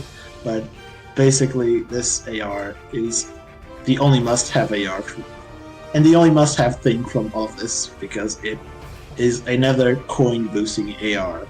It has the exact same coin boosting effect as the Wiseman AR that is no longer available, which is bestowing additional 10% to 15%, depending on the level of the AR, increased coin after doing any quest that drops coin. This includes like the daily coin scuffles, the seasonal events that reward coin, like those mini events like the treasure hunt or like new semester events, anything that drops coin. The coin dungeon that is currently happening, which means that you should definitely get at the very least one copy, so you can take at least a 10% bonus to these coin dungeons. Hopefully you can get enough to max it, but just one copy is good enough to give you a substantial boost already. So if you can't get them all, just get at least once. And also the free quests that also reward coins that give blossoms and whatnot. This is also our fifth coin boosting AR, which means that now your setups for farming coin should be filled with ARs that boost coin now. So there's no room for anyone else but just these 5 ARs. They'll probably add even more, who knows. There may be a point where it's going to be all 15% boosting ARs. But that's not going to happen anytime soon. But yeah, you should not be bringing, if you have all these ARs, you should not be bringing anything else for coin boost. Especially now that coin is extremely scarce if you intend to level seed a lot of units. The other effect of this AR is that it applies freeze to enemies left and right, to the units you hit before hitting, which is okay, I guess. One thing I forgot to say is that this AR can be equipped by only by the people who belong to the Summoners Guild and people who belong to the Berserkers Guild, which all versions of Anvari fit the criteria, because all Anvaris are from the Berserkers, so you should definitely use this AR on your Anvari, and also pick an Anvari support that has this AR on to get the maximum coin boost of 30% from your support. Right, so with this out of the way, if you're going to use this on your Beach Anvari, he's going to be able to take advantage of the damage increase from the freeze on the middle row that he's going to hit of his magic range. So kind of like Summerbird's increased damage, Thunderbird's increased damage on the middle row of magic range. It's only 70%, so it's not exactly guaranteed, but there's also the fact that Anvari is probably going to kill everything anyway, so it doesn't matter. It also gives more attack than HP, which is always welcome. It would have been preferable to give 1000 attack, but this is already pretty good enough. It's good enough that it's emphasized on attack. This is a must-have AR for anything that isn't event grinding, I would say, or XP boosting, XP grinding in dungeons. Very important AR, and that is it. Did you mention the max boost? I did not mention the max boost. No, I did not. Because I did not do the math. But also, yeah, that's it. You get 107% bonus. So you're getting more than twice as much as the base amount if you have all the boosters up. Now with this setup, including bringing the Anvari Beach House support with this AR and having your own Beach House Anvari with this AR. So, pretty incredible. Straight up just doubles your efficiency on top of grinding on, half stam that quadruples your efficiency. So for this AR, I'd say it's potentially really good for its effect itself. Of course, the 70% sucks, but I mean, it's already kind of stacked in terms of its coin bonus and its attack stat bonus. So you can try to make more use of the free spread by bunching enemies up together. So we do have Boogeyman as a staple, his base form. You could also use Behemoth or Sunshine Z's to pull units in, so that they're likely to be next to each other. The same thing for Gangster Tita, Marduk, and even Algernon's Virtual Summer Memory variant for the first phase. So this AR is just generally good with anyone with... I will check that fire alarm, just maybe as soon as I rush this. It's good in slash, long slash, magic, and all ranged units. And also, it's... I'm sorry guys. It has a huge potential with Anvari specifically, because he already does a ridiculous amount of damage, and I kind of hate it just because it's like he can now do sweet spot damage and be an even better Boogeyman sweet spot damage healer, which is just like, what is the point of Boogeyman's existence? Jesus Christ. Anyways. And Vari's cute though. I mean, Boogeyman's cute too. Well, that's not what Life Wonder says, so I'm sorry, Yara. I'm surprised Boogeyman was so bad considering he's popular, but then again, Lave was languishing in despair for untold eons. Yeah, that just happens when you're a hot character, I guess. I mean, do you really count as Eta hot with all of these skill evolutions? Yeah, I guess. I don't know. It is No one a cares hot about kit. Eta. You Somehow guys just need to he's open your always eyes. getting stupid skill evolutions. It is okay, I guess. I mean, I'm glad that they, actually do make these Evos that aren't, hot trash, because, regardless of the unit themselves, I would like if they, gained a niche and became usable. So it is nice, but then that just makes me think back to all these terrible Evos where they waste their Evo on nothing. It's very questionable. Just letting you know, Zelgus, you are talking a bit far from the mic. And also, maybe save this talk for after the discussion and after we're talking about this AR. Yeah, fine. Oh yeah, we still haven't finished it. Oh, one thing I forgot to mention is that freeze is like the most uncommon damage amp debuff that commonly exists. Like freeze is nowhere to be found. It's like reserved to 3 or 4 units and that's it. So this will stack with pretty much anything you throw at it outside of those 4 units. So yeah, that's at least something good out of the 70%. It's interesting that they would incentivize you to use this AR outside of the featured units on the AR, because they don't benefit that much from it, but other units will. I was kind of dreading that this day would come where they would just genocide all of the Lucky Cat supports, but it had to happen one day, I guess. I don't have anything to say about this gameplay wise, just because it's already been said. It's like a must-have coin booster, and I wager that it might be better than the Wiseman AR in some cases if you really care about that freeze. Aside from that, I think Muritake looks good here, and I think the artist should draw more furry characters. I know they're known for their scalies, but I want to see them draw furries more. So yeah, that's it. Yes, I agree. Muritake looks very good here. I think Kamui looks a bit goofy, but he's fine. I think that's just common. But yes, in general. Muritake very good. Well, I think part of it is the pose, where you just see the tip of his foot poking out over here at Muritake. It looks silly.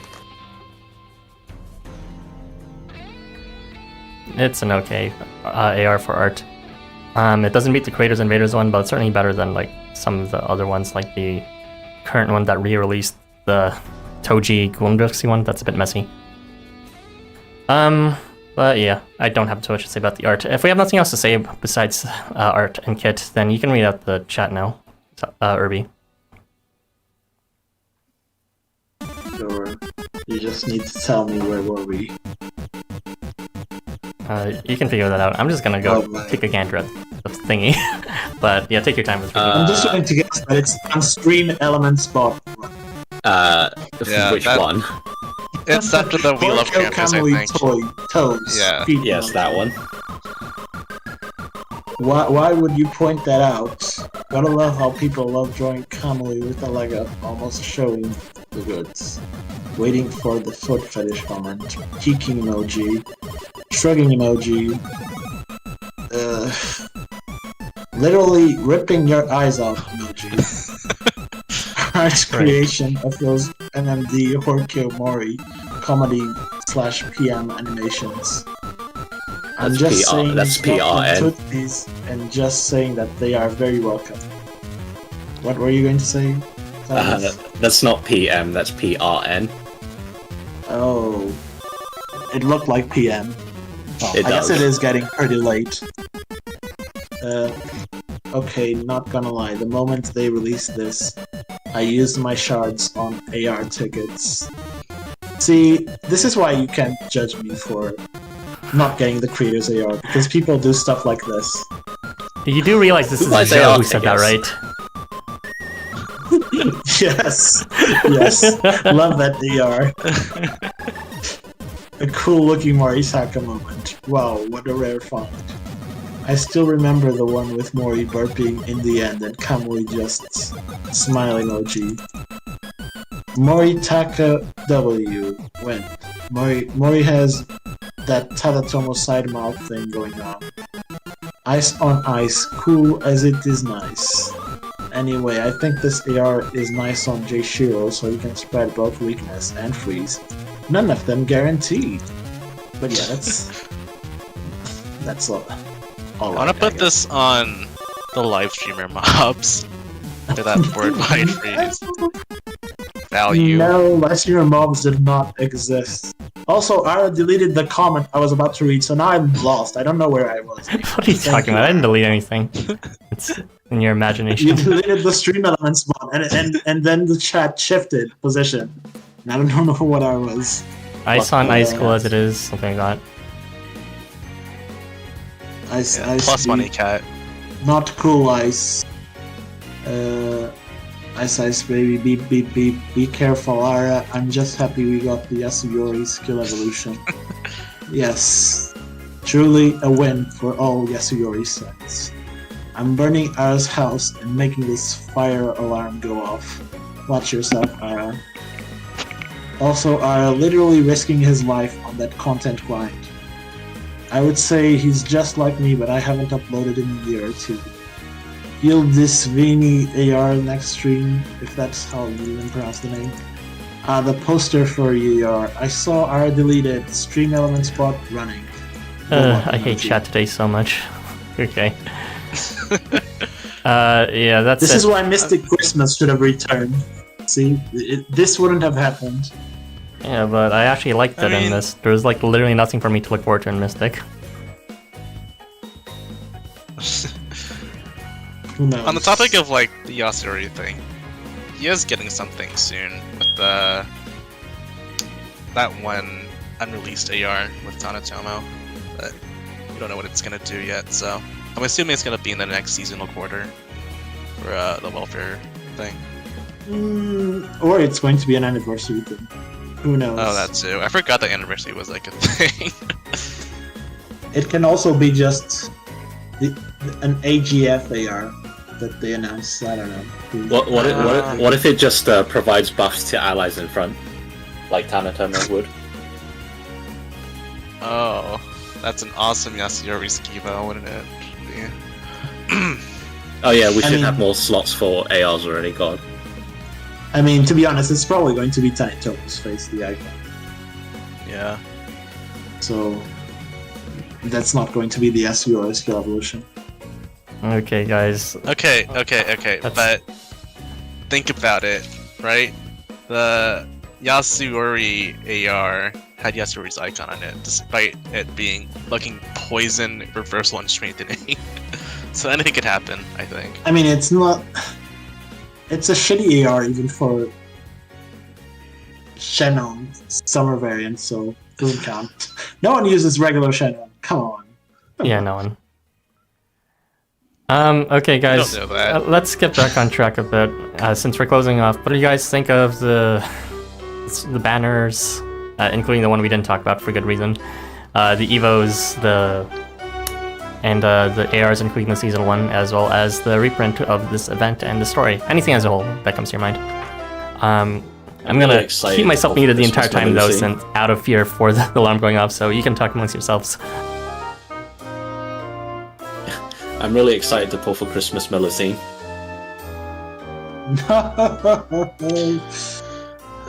Oh right, I forgot that banner existed.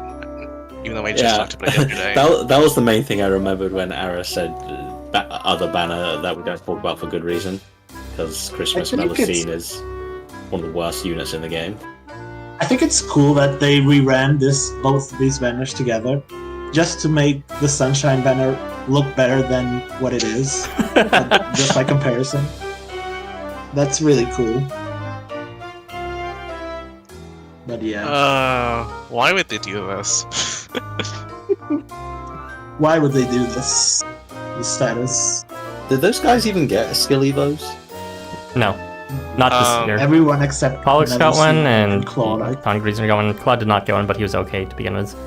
Not so much anymore, but Melusine was never good, and she got ignored anyways. Nothing. Well, she can stay in the bin. I mean, Wow. Truly misogyny in stream if she today. were to get a skill evolution like Christmas scenes, would it really be a skill evolution? I mean, I like Melusine herself. I'm just spiteful and petty.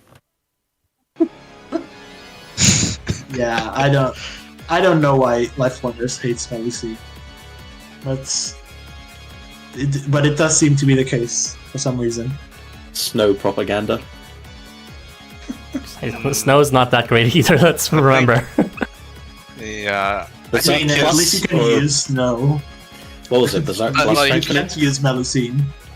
But like, his fucking like vanilla 5-star card like just ratios both of Melusine's cards. I'm pretty sure because they just basically just don't exist when it comes to gameplay.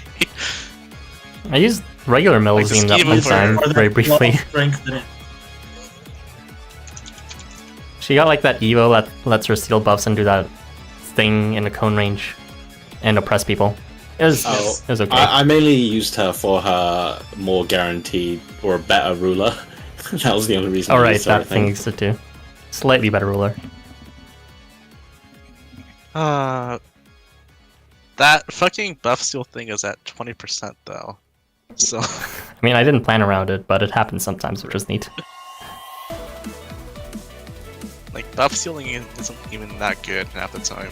Remember when they just locked it recently behind a got better charge because they because thought it was so good with Behemoth, and then it's like, it's not even relevant at all nowadays. It was never relevant to I begin mean, I with. thought it Yeah. was funny for the one mission where it was relevant against Alberic, where I had Behemoth give him the Mega Suck and stole all of his buffs. Yeah, but that quest that was was designed funny, at around least. it. That quest was designed around bringing Gomon. It was like, it was so bizarre. Yeah, for Gomon to Gomon actually be who? useful for literally anything. Anyways, yeah, that banner is ugly in terms of, both characters and kits, but at least Sunshine looks better now. Look forward to me covering that banner too in the video I'll release on it, maybe in a day or two. I've been working on it a while, but I kind of there will be no mercy, so that banner will be completely please fast. Look forward to eviscerate that. it because it's bad. Well, at least Sunshine is no longer one of the worst banners of all time. So we Well, managed to half of it anyway. yes. I mean, it's all Yasuyori that is And very shit. Z's. I mean, Christmas Z's. disease is still bad. I mean, I don't think she was that bad to begin with, but She wasn't, but her kit kind of like aged pretty poorly. And then this Yeah. Eva just kind of didn't solve anything, so it just looks worse. yeah, I think the skill evolution just made Z's look worse than she already was, than what she actually was. But yeah, I think only Yasuyori is like the only actual dud in the banner. He doesn't deserve this. You need to Yeah. give him an actual Skivo that isn't a fucking AR that result. Oh, I just remembered. Revolves around poisoning. I was like deluding myself so hard for like just imagining the best possible outcome. You know how we're getting so much like charge related shits recently with Marine and now with this banner? I'm just like, what if they do charge evos? And then what if they like on top of the Envari still on bonus? that. Yes, what if after that they also give the charge evo to like Lucky Cat, and then so that will give him like an actually scaling coin bonus, and oh my gosh. Wouldn't that be something? And What Yasuyori is could be wrong with you? it would be cool. Take your meds today. Let my Yasuyori be Take good. meds. I waste my grab bag on I mean, I him. wanted to be good too. but I don't want to stall until Lucky Cat CS or something. Yes, we must CS with Lucky Cat. It'll just be like one of those effects do. that don't do anything but affects quest reward. A quest reward that's tied inside the charge. There you go. That's so scuffed. I'm channeling it so hard right now. So that I know my delusion continues. My delusion continues. It's on top of that. This happens in the next season, and then the new booster they release is an ally point booster, so that they'll be like, oh, if you want more copies of Lucky Cat to boost the coin bonus, now you have to do the ally gacha. So it's happening. I swear to God, it's happening. Life Runners, make it happen. I think we need to put you in a home. So let me be happy. Yeah, I think Boogeyman forever scarred your mind there. I think you need to do it just a little bit. Okay. Well, I do look forward to seeing what they do announce at Anniversary, though, so they can slowly roll it out over the next year. I mean, yeah, they haven't really announced any other mechanics, just the next chapter at this point, so I feel like that would be a nice new major update to start rolling out Charge Evos. But yeah. If you guys want me to wrap up now, I can start reading out the chat. Sure. I mean, there's not really that much to say about this event, honestly. Okay, no one read the story, and no one cares about the theme. Gotcha. Honestly, it was always a very mid event in all aspects. So the story wasn't that bad. I actually liked it a bit. Because it wasn't just new character causes all the problems. In fact, all Itzamna did was help. We can talk about how the event shop stole Mystic Christmas's theme. Oh yeah. No. Well, actually, Archie corrected me on that. They actually played the Mystic Christmas music during Sunshine Christmas, like 2 or 3 days before the event ended, when they got their goodbye Oh, that's unique. Phrases, conversations in the shop. Yeah, they changed the shop music, like, just before the event ended, and that's why I thought, like, they just did that. But even then, they still it shouldn't play the Mystic Christmas right now. The Mystic Christmas music right now. It should only play when they have their goodbye. We'll see you again. Yeah, but they already rolled out the entire event, so I mean, I don't mind it because it's like the Mystic music is less harrowing than rockabilly, so I'm fine with the change. I kind of like it. Still, I think it was very I like funny, it. though. I think it was very funny that it looked like, at first glance, it looked like such a fuck you to Mystic Christmas that they just put its music on In a the way, shop. yeah, it's like you thought it was Mystic Christmas, but in fact it was just the shop theme and some other event. Just...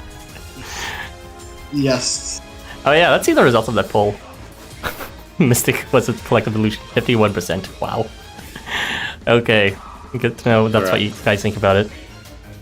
I'm gonna read out the That's chat what it now. deserves. Yeah. Hopefully they get evos. We love you, Ara. Don't worry. Are you okay, Ara? It seems that my fire alarm is, or I think it's like a carbon monoxide thing, but it's the apartment manager like checked it a few weeks ago, and it's been like going up periodically since. So I don't think it's just us burning something. That sounds like sabotage. Yeah, maybe. Let's see. Okay, but it has Tanatomo, Autotomic Lop. Fire alarm saying by, well, yeah, I think it's stopped now, maybe.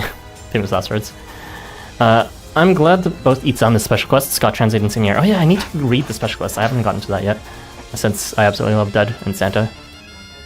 Waiting for the next event. Where's Halloween? Halloween got deleted this year, but that's fine because we got 2 Halloweens here. Usually they're biannual, but this, the previous 2 years we got 2 Halloween events in a row, which was quite nice.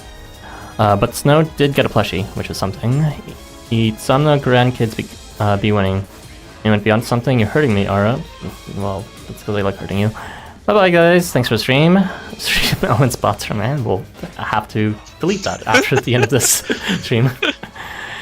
It appeared. Anyway, great stream, Aura. I'd still hurt you though. Samesies. I find more likely for them to give us a 30% boost to Anvari's second melt, so we all suffer more. It's okay. I also have Anvari's fully seated, so I'd be happy to well for his second melt. Those are You'd also be able to equip the AR still, probably, because unless they removed him from Berserkers Isn't that like for no the reason. absolute monkey spot? So funny. Wouldn't that be the monkey spot? It's like It would be funny, actually. Irby finally gets like, oh, now we have unit diversity for, you know, so Anvari doesn't take over, but it's just Anvari again. Or Anvari takes over another slot. It's like, great. Just make it Alberic. In either case, I win because I get more coin, so it doesn't matter. Sure, but until then, I mean, we're winning even now. But yeah, I'm not tired of Anvari quite yet. That was a sweet event. Yeah, I agree. Still waiting for Life Runners to increase the amount of rainbow shards for weeklies. I'm sure they might update it during anniversary. They tend to do those big, progressive updates during that period. I like how the event talked about culture. Yeah, it was a nice change of pace, and it also was a nice reflection of Dad's character as a whole, with response to Yule's examination, because they did touch on it, and I always thought he was kind of a curmudgeon who was a bit bigoted implicitly, but they even talked about that, which was nice. They didn't just pass it off as year one writing. That never happened. Honestly, can't even remember which one Mystic is. It's the one where everyone decides to go on in a sauna during the middle of winter for some reason. Thanks everyone for the stream. Have a good evening. You too, Gazer. Sleep with your eyes open tonight, Ara. Santa Surfer. I'll break unit. Okay, that's it from us. Let's just say our byes. I wanted to say something. We were talking a lot about how these are skill levers. There are skill levers that don't really add to a unit. So like the Z's one doesn't make her worse, but it also doesn't make her better. Have we ever actually gotten a skill lever that actively makes a unit worse? I think that would be Kirby was like funny. channeling so hard without Anvari. He was like, "Oh, he's actually worse after his Evo because now he charges, so therefore we'll never use him." Version was worse. It was worse until the next 2 weeks. Anvari's winning. Anvari just was like, "I'm gonna be so amazing. I'm gonna change the entire game so Irby can't even complain." Although there was another. I think there's like fair. I was right back then. For a total of like 2 weeks or 3. Okay, right for 2 weeks. That's a new record for you. Shut up, stream up and spot. But what's it? There was also Kurugane before the update as well. He got his stupid spirit thing, which just slowed it down, even though his thing was to be the absolute fastest at coin scuffles. No, it sounded like we don't have any Evos that like numerically There make was them worse also or something. like Wakans, the fashionista Wakans that now charges faster, so now we can't give crit Oh yeah, to that everyone too. as reliably. There's also every beach there base is a by like disassociating the dazzle from the ardor, so you could get like the enemy ardored without the dazzle anymore. I can't believe you guys keep interrupting Harvey. I'm sorry, Harvey. We were waiting for you this time. Sorry. It's fine. There is a very niche case with Summer Maria having crit resistance. If you wanted to like run Hecate with her and like another debuff cleanser, but you can't gain crit plus again because it lasts 2 turns. So that is Wow, incredibly Summer Maria niche even worse scenario, than but- before. Wow. Who would have thought? Okay. Yeah, well, pretty limited then. Well, they should do that one of these days, and then it'll be a good They one. really should not, but Okay, okay. there you go. Let's not drag our feet anymore. Let's say your buys. I'm sure everyone else is tired too. The for real 2.5 way hours. to use Christmas Maria is to steal the crit resistance with Tezcatlipoca on the next turn. Yes. Oh, it's an irremovable status, so you can't even do that. They said no fun allowed. No, Yes. no fun allowed. Truly no fun allowed. hopefully she got the second variant that makes her actually good. We haven't had a good female character until like Ben 10, I think. So it's been a hot minute. Anyway, let's go ahead and close off the stream now. So on 3, everyone. Let's say bye. 1, 2, 3. Bye-bye. Bye.